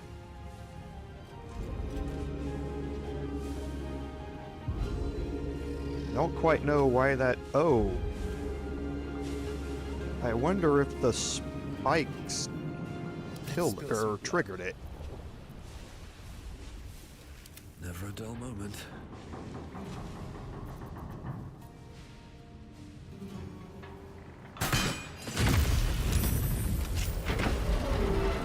Okay, yeah, that's what does it. Okay, I wonder if we can trigger it again.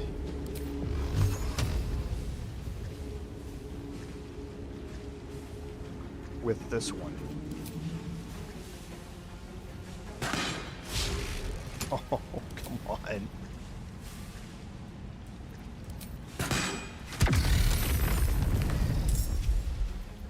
Okay, so that did not trigger the door again. So I'm going to move myself. I would like to have plugged up that hole down there with him, but I'm not going to be able to. I'll do it with Gale. So I'm going to move myself down here to take the hits from these spiders.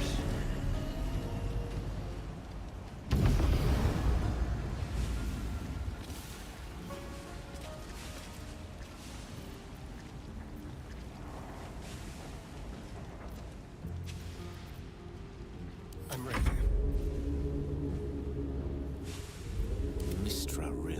Okay, so I want to get Gale back in the fight here.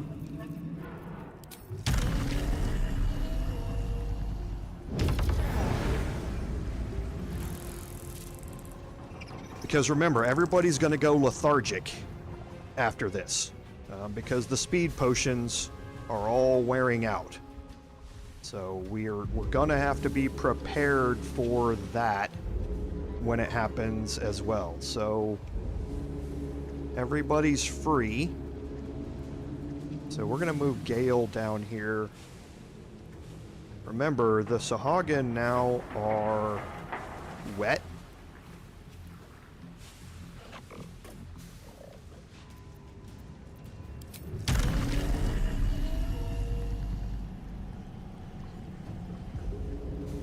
Let's get past him.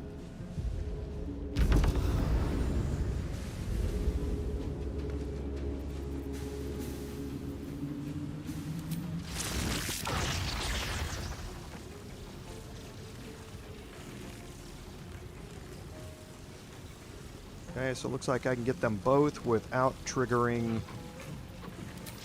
Astarion. Not entirely sure what that's going to do to the wet surface I'm standing on, but I'll take that chance.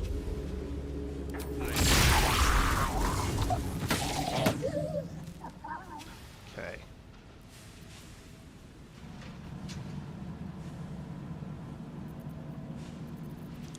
Just looking through his...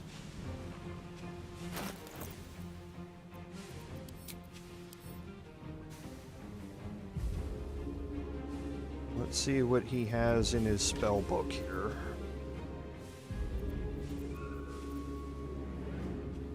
Could drop that, I don't want to. I'd prefer something that's going to be doing cold damage.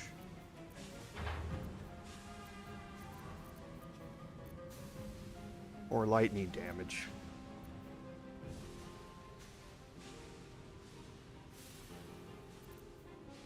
Odalukes, maybe. Doesn't look like there's any AoE denial stuff that's gonna do it. So, they're both dead though. So, we're gonna be getting more. These bubbling things. They keep happening. Here are more of them emerging, and they all tend to emerge right in here. So this is kind of a choke point. Shall we cut and run? Okay, so Astarion will just move back out of here.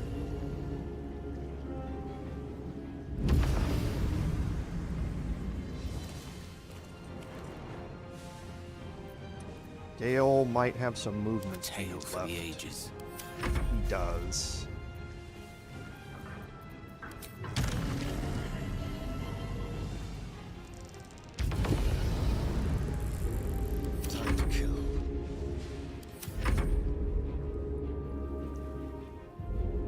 Okay, Shovel can just get back up the ladder. It doesn't matter.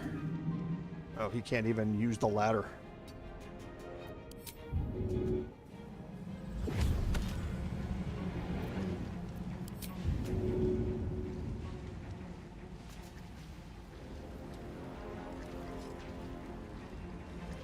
Hey, are you just lagged? Yes.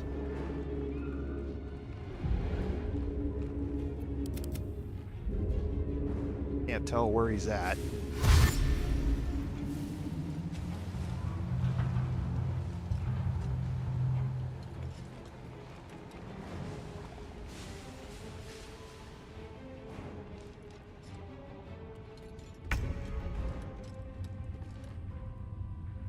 Okay, Duke Ravengard doesn't need to do anything. He can just chill out.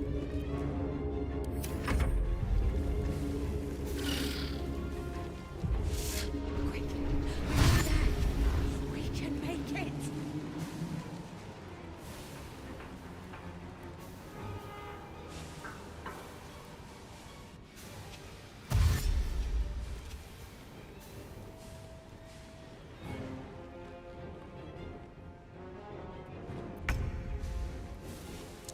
Okay, now these Guardians, I think, have enough to make it all the way this turn. Now remember, everybody's going to go lethargic here in a minute, and they're just basically going to skip their turns. So the turn number 3, or with 3 left, is going to be useless here in a second. It's going to get skipped. And that means I'm going to have 1 turn to get everybody... Well, I'm playing this as if there were only 5 turns with honor mode. So this whole turn here is going to get skipped by everybody.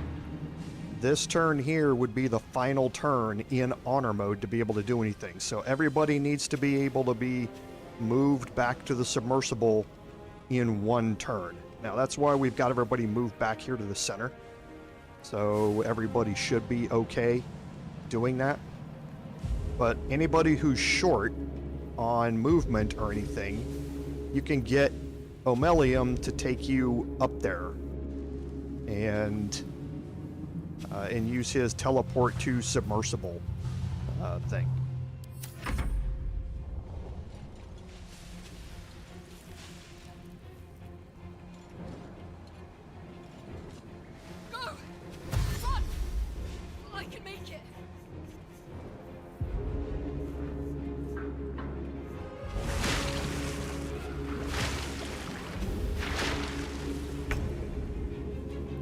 Okay, and there's all the skip turns.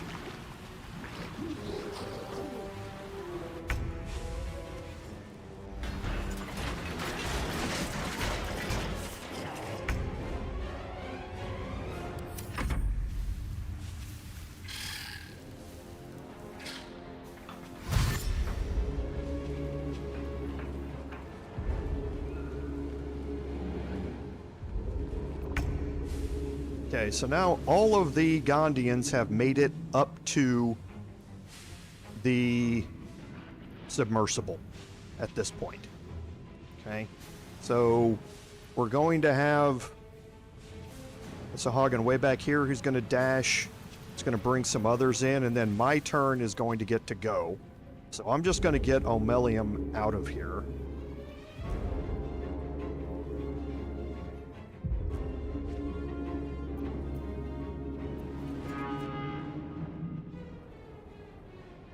I'm not entirely sure why his teleport to submersible is not working like it should.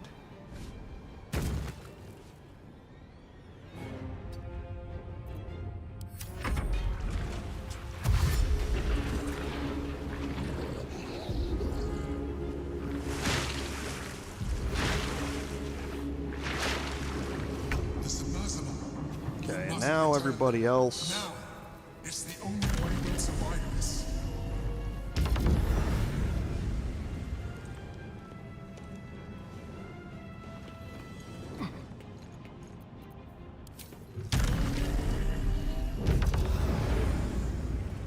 Whoops. Misclick.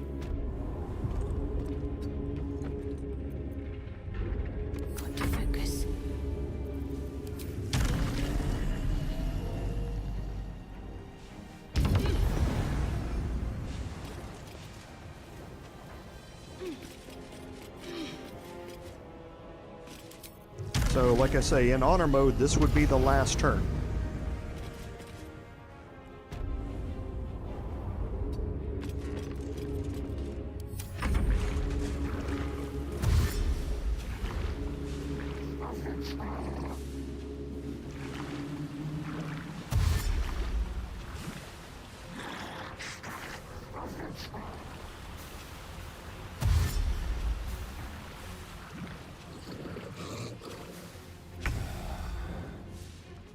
Okay, so for me here,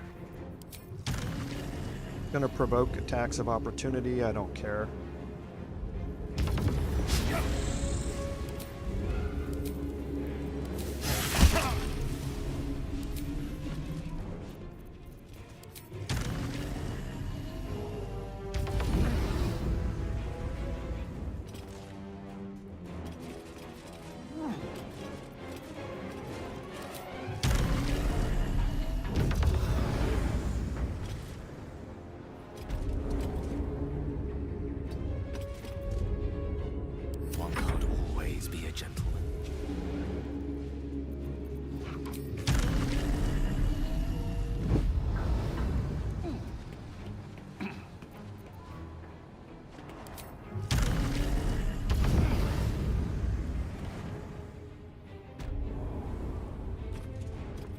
Okay, and then interact with the, you don't have to interact with the control wheel.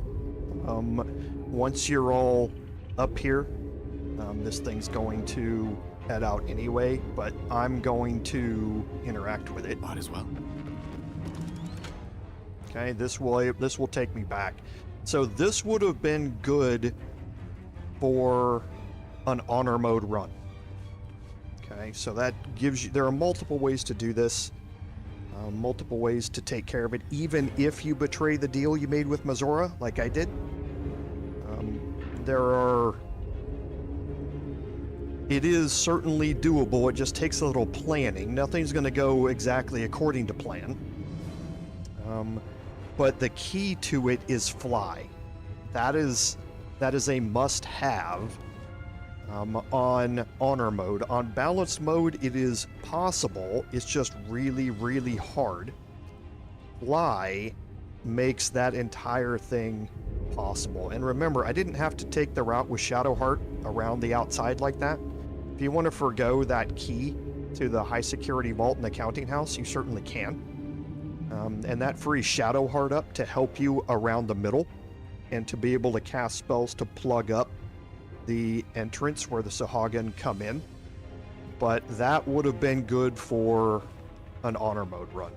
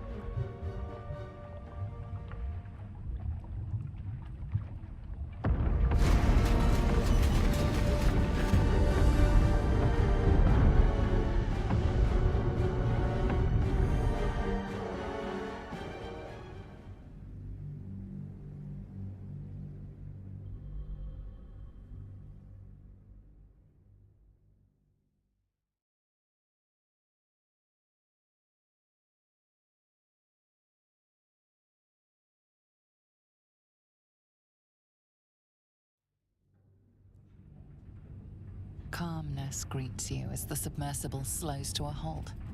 Unlike the Iron Throne, you remain intact. So, it seems, will the families of all the hostages rescued from the throne. Duke Ravengard approaches you, looking confused. He's tadpoled, but under my protection now, just like you.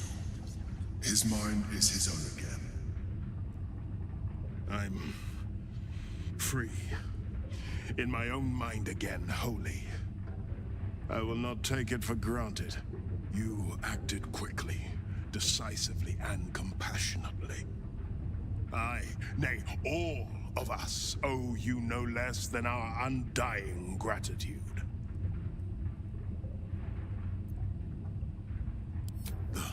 The Absolute.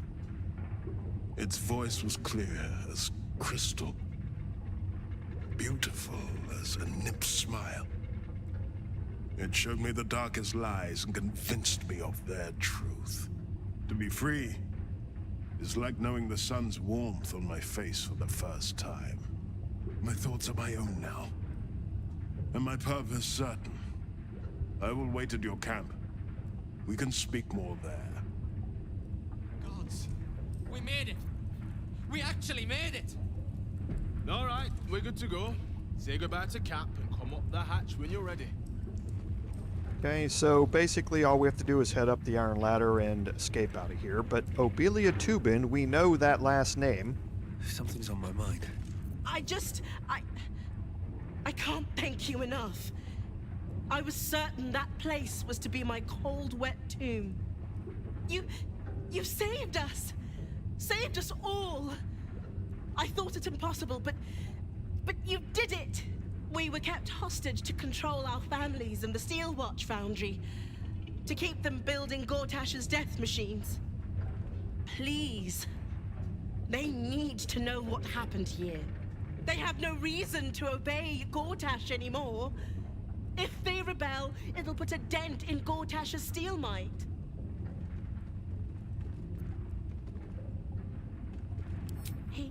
He did? Of course he did! I knew it. I knew he would do something. And Omelium back here at the back. I'll save you! Your world's air. I never imagined missing its feeling on my skin. Curious. I owe you a great debt, Sunchild. One I shall repay. When I return to the surface, I will alert my colleagues at the Society. Find me there, and I will offer you what aid I can against this evil. I'm not exactly sure that's going to happen. I can't remember how I played this. And Ravengard, you can speak to him, I believe, a little bit more. I'll get to your camp. Okay, no, we talked to him at the camp. Okay, so let's just head up. Now I think, yes. You were to administer Umberlee's justice. Instead, you conspire with the abomination. He who sickened the harbor with blood so black, the sea itself chokes. Gods, they're nuts. You have to help me. Step out of the way. Protect him, and Umberlee will swallow you whole. Okay, so now you have a couple of options here. Redhammer's not a good guy. He knew what the Iron Throne was. He knew what Gortash was doing, and he conspired with Gortash to do it. So I don't have any qualms, even from a role-playing aspect, of giving him up to the Umberlees. The other thing from a gameplay perspective is the pros and cons from an item perspective. So, Alondra, if you side with her and you select option number 1 here, she will give you the Wave Mother's robe, and we talked about that last week and what it does. And like I say, it's not something that's game-breaking in any way, but it is interesting.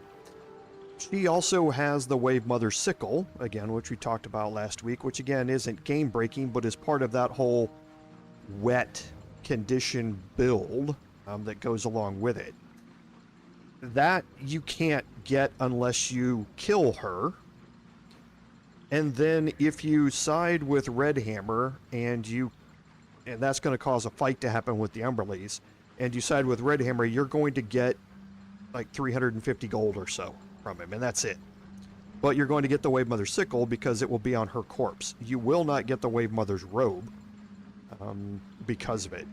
So the ways for me, it doesn't really matter how I'm going to do this. There is another way that you can give him to the Umberleys as they turn and start walking away, and she will give you the Wave Mother's robe. As she turns and walks away, you can attack them and kill them, and then take the Wave Mother's sickle from her corpse. So kind of play both sides, so to speak. I'm not interested in any of that. I'm just going to give Redhammer up to them. What? Mate, you've got to be kidding. Come quietly. The Sea Queen will judge you. I surrender, all right. You wouldn't hurt a harmless man, right? And you, thanks for nothing, prick. And there's the Wave Mother's rope. And again, we talked about that last time. You have resistance to fire and cold damage, which is nice. If the wearer is standing in water surface at the start of their turn, they heal 1 to 4 hit points, and it gives you the Create or Destroy Water spell, plus Armor Class +1. So it's not a bad robe in any way. The Create and Destroy Water spell refreshes once per short rest, so this gives you the ability to cast that basically whenever you would like per short rest, and then stand in that water and gain hit points every turn. So if you're going for that type of build, it can be very, very useful. So the wet type of condition build, and I'm gonna actually experiment with it a little bit off stream and see, because one thing that I don't do very much right now is utilize the wet condition with Gale's Frost build. I utilize the Ice Bite robe to get Armor of Agathis, which is certainly nice. I don't really tend to use it like it's supposed to be used, where I move around and provoke attacks of opportunity from everybody, take a hit, and let them take ice damage from it.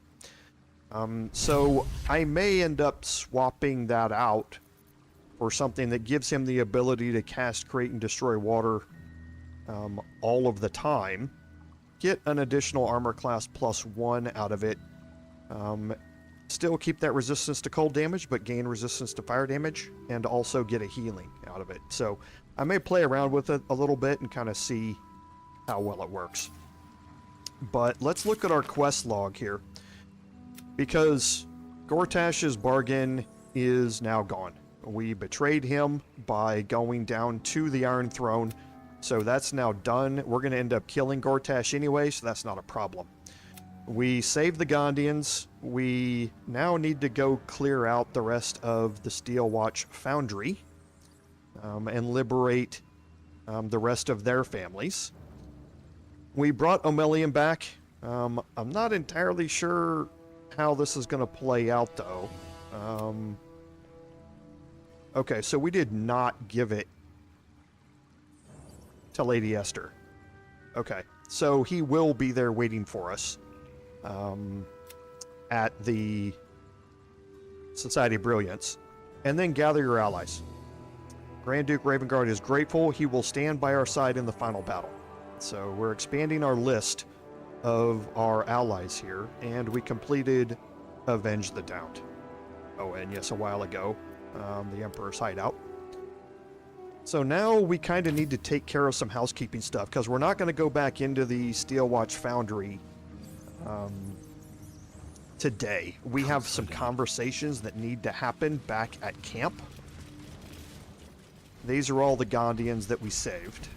And there's more to search out here around through his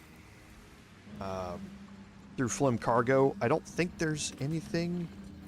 That's actually a good question. Let me look real quick.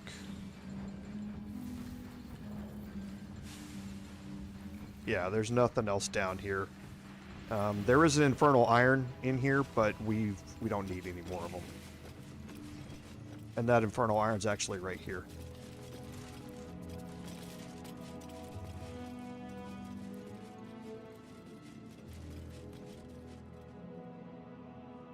Here goes nothing.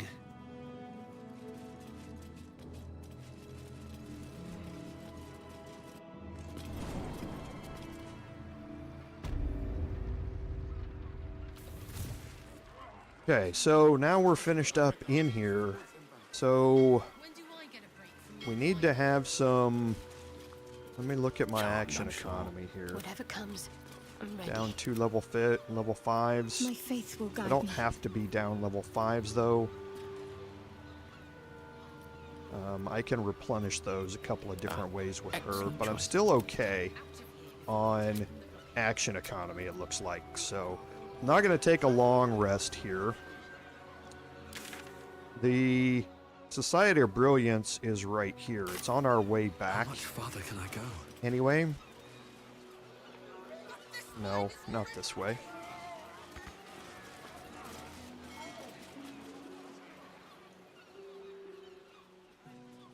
So we'll go over and talk to Omelium and Blurg real quick.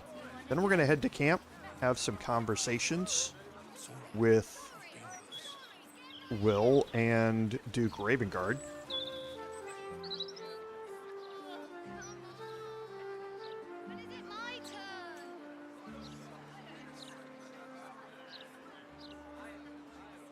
And the rain has started here. So it looks like we're starting to get the first of the bands coming in.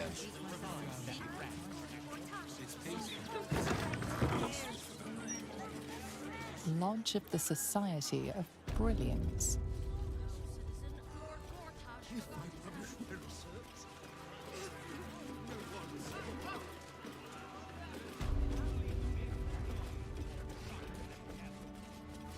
I have something to ask. It is pleasurable to see you. Your intervention within the cult's underwater complex was a timely one. I am glad my carelessness did not cost the life of Duke Ravengard. That you also saved me was unexpected. I too feel some warmth at your presence. Your inclination to generosity is an admirable quality, one I wish to reciprocate. Blurg and I have consulted on the matter of your reward. We first thought to ask the denizens of the Underdark for their aid in fighting the cult. Alas, our influence there remains negligible. Instead, we have selected a series of items from the Society's vaults. Given my kind's involvement in creating this evil, it is only right that I do my part in helping you defeat it, or at least improving your odds. Okay, we're going to get Omelium's boon here. And just like previously, we had upped the attitude of Omelium, I believe. It is... I am glad that you also saved me. This is now because we got rid of our shapeshift. Curious, you found me at the bottom of the harbor. No doubt you'll track them down with ease. He's saying thank you for rescuing me, but he had already given us the boon. So we went to give it to us again, couldn't find it, and says it must be at the bottom of the harbor. So...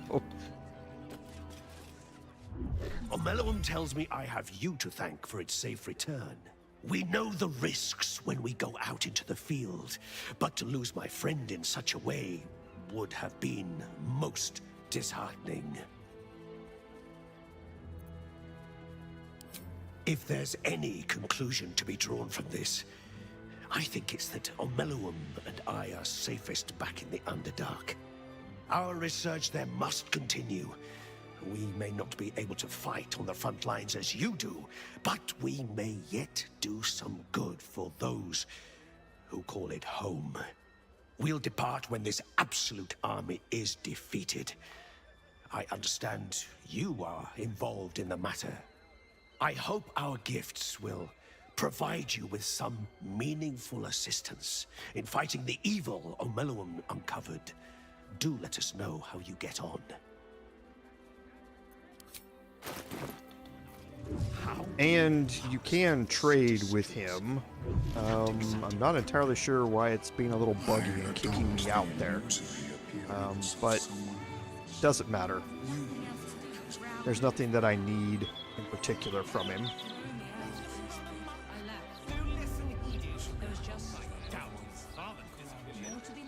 So let's come out here and let's head to our camp.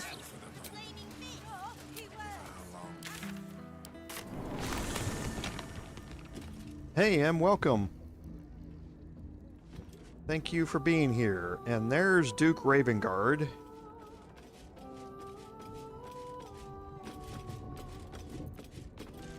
I failed. The heart of the gate is dead. We need to see my father. He should know what happened with Ansel. Sorry, but there's no room for me. I like how you think. Okay, I'm not going to level him up. I'm just going to bring him along. So he's in the party for the conversation. First you cleave my heart in twain, now you shatter it to pieces. My own son. Still the she-devil's toy. Is this my fate? To be freed from Gortash's hell, only to be trapped in yours. It isn't what you think. It never was. You turned your back on me, on your city, to chase the she-devil and her power. She stinks up the place even now. It is exactly what I think.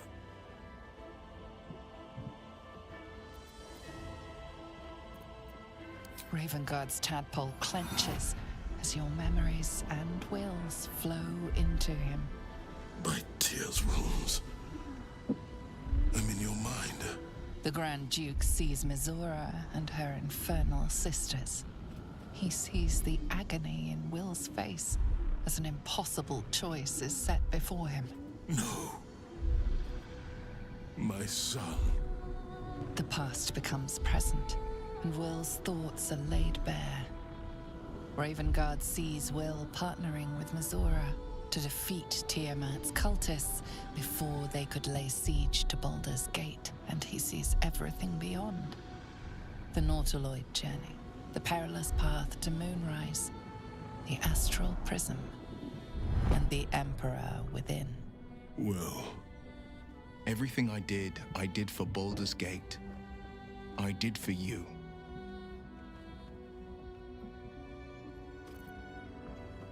My son. You sold your soul to save Baldur's Gate, and I cast you out for it. By the gods.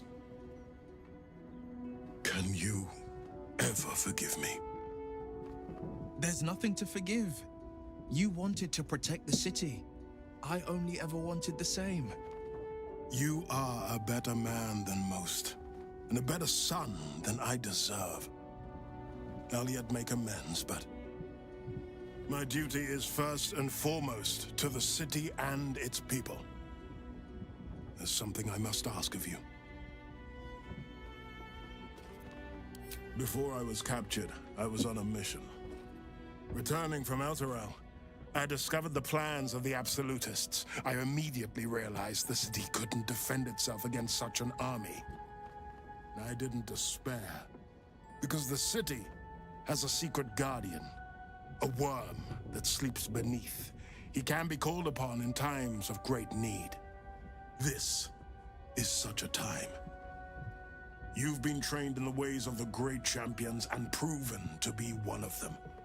The worm will answer your call. You must seek him out. Do you mean Ansur? The worm is dead, Father. Where we might have once found a friend, we found only his bones, animated by an old grievance. But the heart of the gate still lives. In me, in my allies. In Ansur's defeat, I found my spirit renewed. For as long as the Sword Coast needs a champion, I vowed to answer its call. I am the Blade of Frontiers. My boy, my blood. Let it be known the Blade is on the hunt. Feel his sting. Hail the blade of frontiers! Okay, so we had a slightly different ending and resolution to this than we saw in the Bard playthrough. I'd hoped Will would join me on the council, but the Blade's spirit is indomitable. He is destined for greatness. Hell's Forik. While the Absolute commanded my mind, I condemned her to death and confined her in Worm's Rock prison. She stood by me even as the Hell's fires lapped at my feet. You must free her. Tremendous news. She proves as loyal to you as she is to me. I couldn't bear it if she died by my command. May the Triad guide her steps. I was returning from Elturel. My traveling party stopped at an inn, Joaquin's Rest, to lay our heads. It wasn't the heat that woke me. It was the scent. Cultists had set fire to the place. I don't remember being taken. Just the smoke burning my throat before I fell. I awoke in Moonrise Towers, inside one of those damnable pods. The rest, well, the rest goes without saying.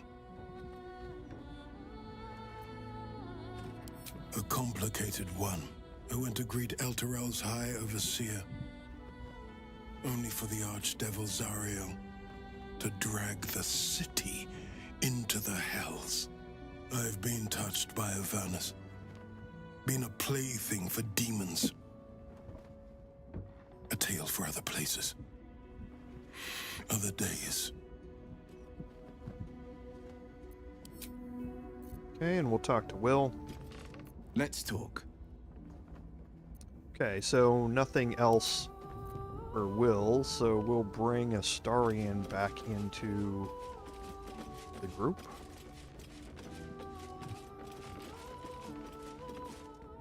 What can I do for you, my friend? Well, obviously I would, but you have so excellent.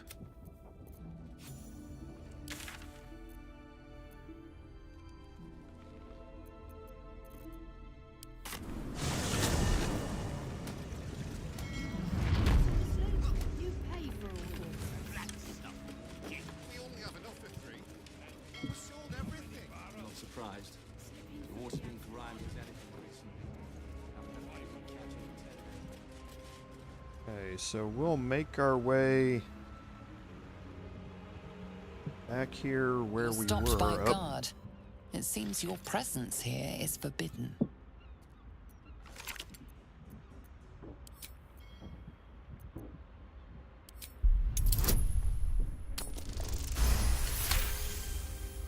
This is what I mean about the random This will be guards. taken no further.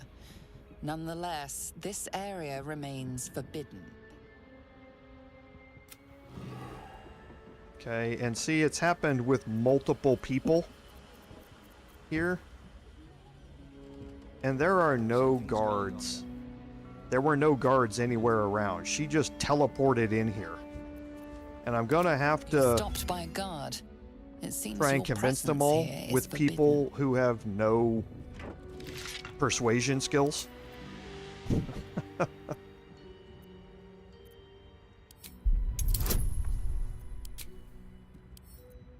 And one of these is going to lead to a fight, because I'm not going to waste Your conviction is enough. This will be taken no further. Nonetheless, this area remains forbidden. Yeah, and again, I have no idea what's happening. Things are just glitching all out here. Yeah, I have no idea what's happening here. Like I say, it's a weird spot here. Usually, this is the point where the guard leaves you alone. But not today. Yeah, it's just, I don't care. It's gonna lead to a fight here. This was just stupid. Usually, this is the point where the guard leaves you alone. The whole thing is just dumb. They just teleport in out of nowhere to do it. So I will deal with this off stream. There's no point in watching this. I will take care of it, and we will pick it up, getting ready to work our way into the Steel Watch Foundry next week. And it's a good time for us to stop anyway, because like I say, things are kicking up a bit here as we get ready for the hurricane to make landfall here. So as always, thank you all for being here. I hope it was entertaining. I certainly appreciate you being here, because as always, without your support, none of this would be possible. This is Commander Jerval saying, until next time, fare thee well.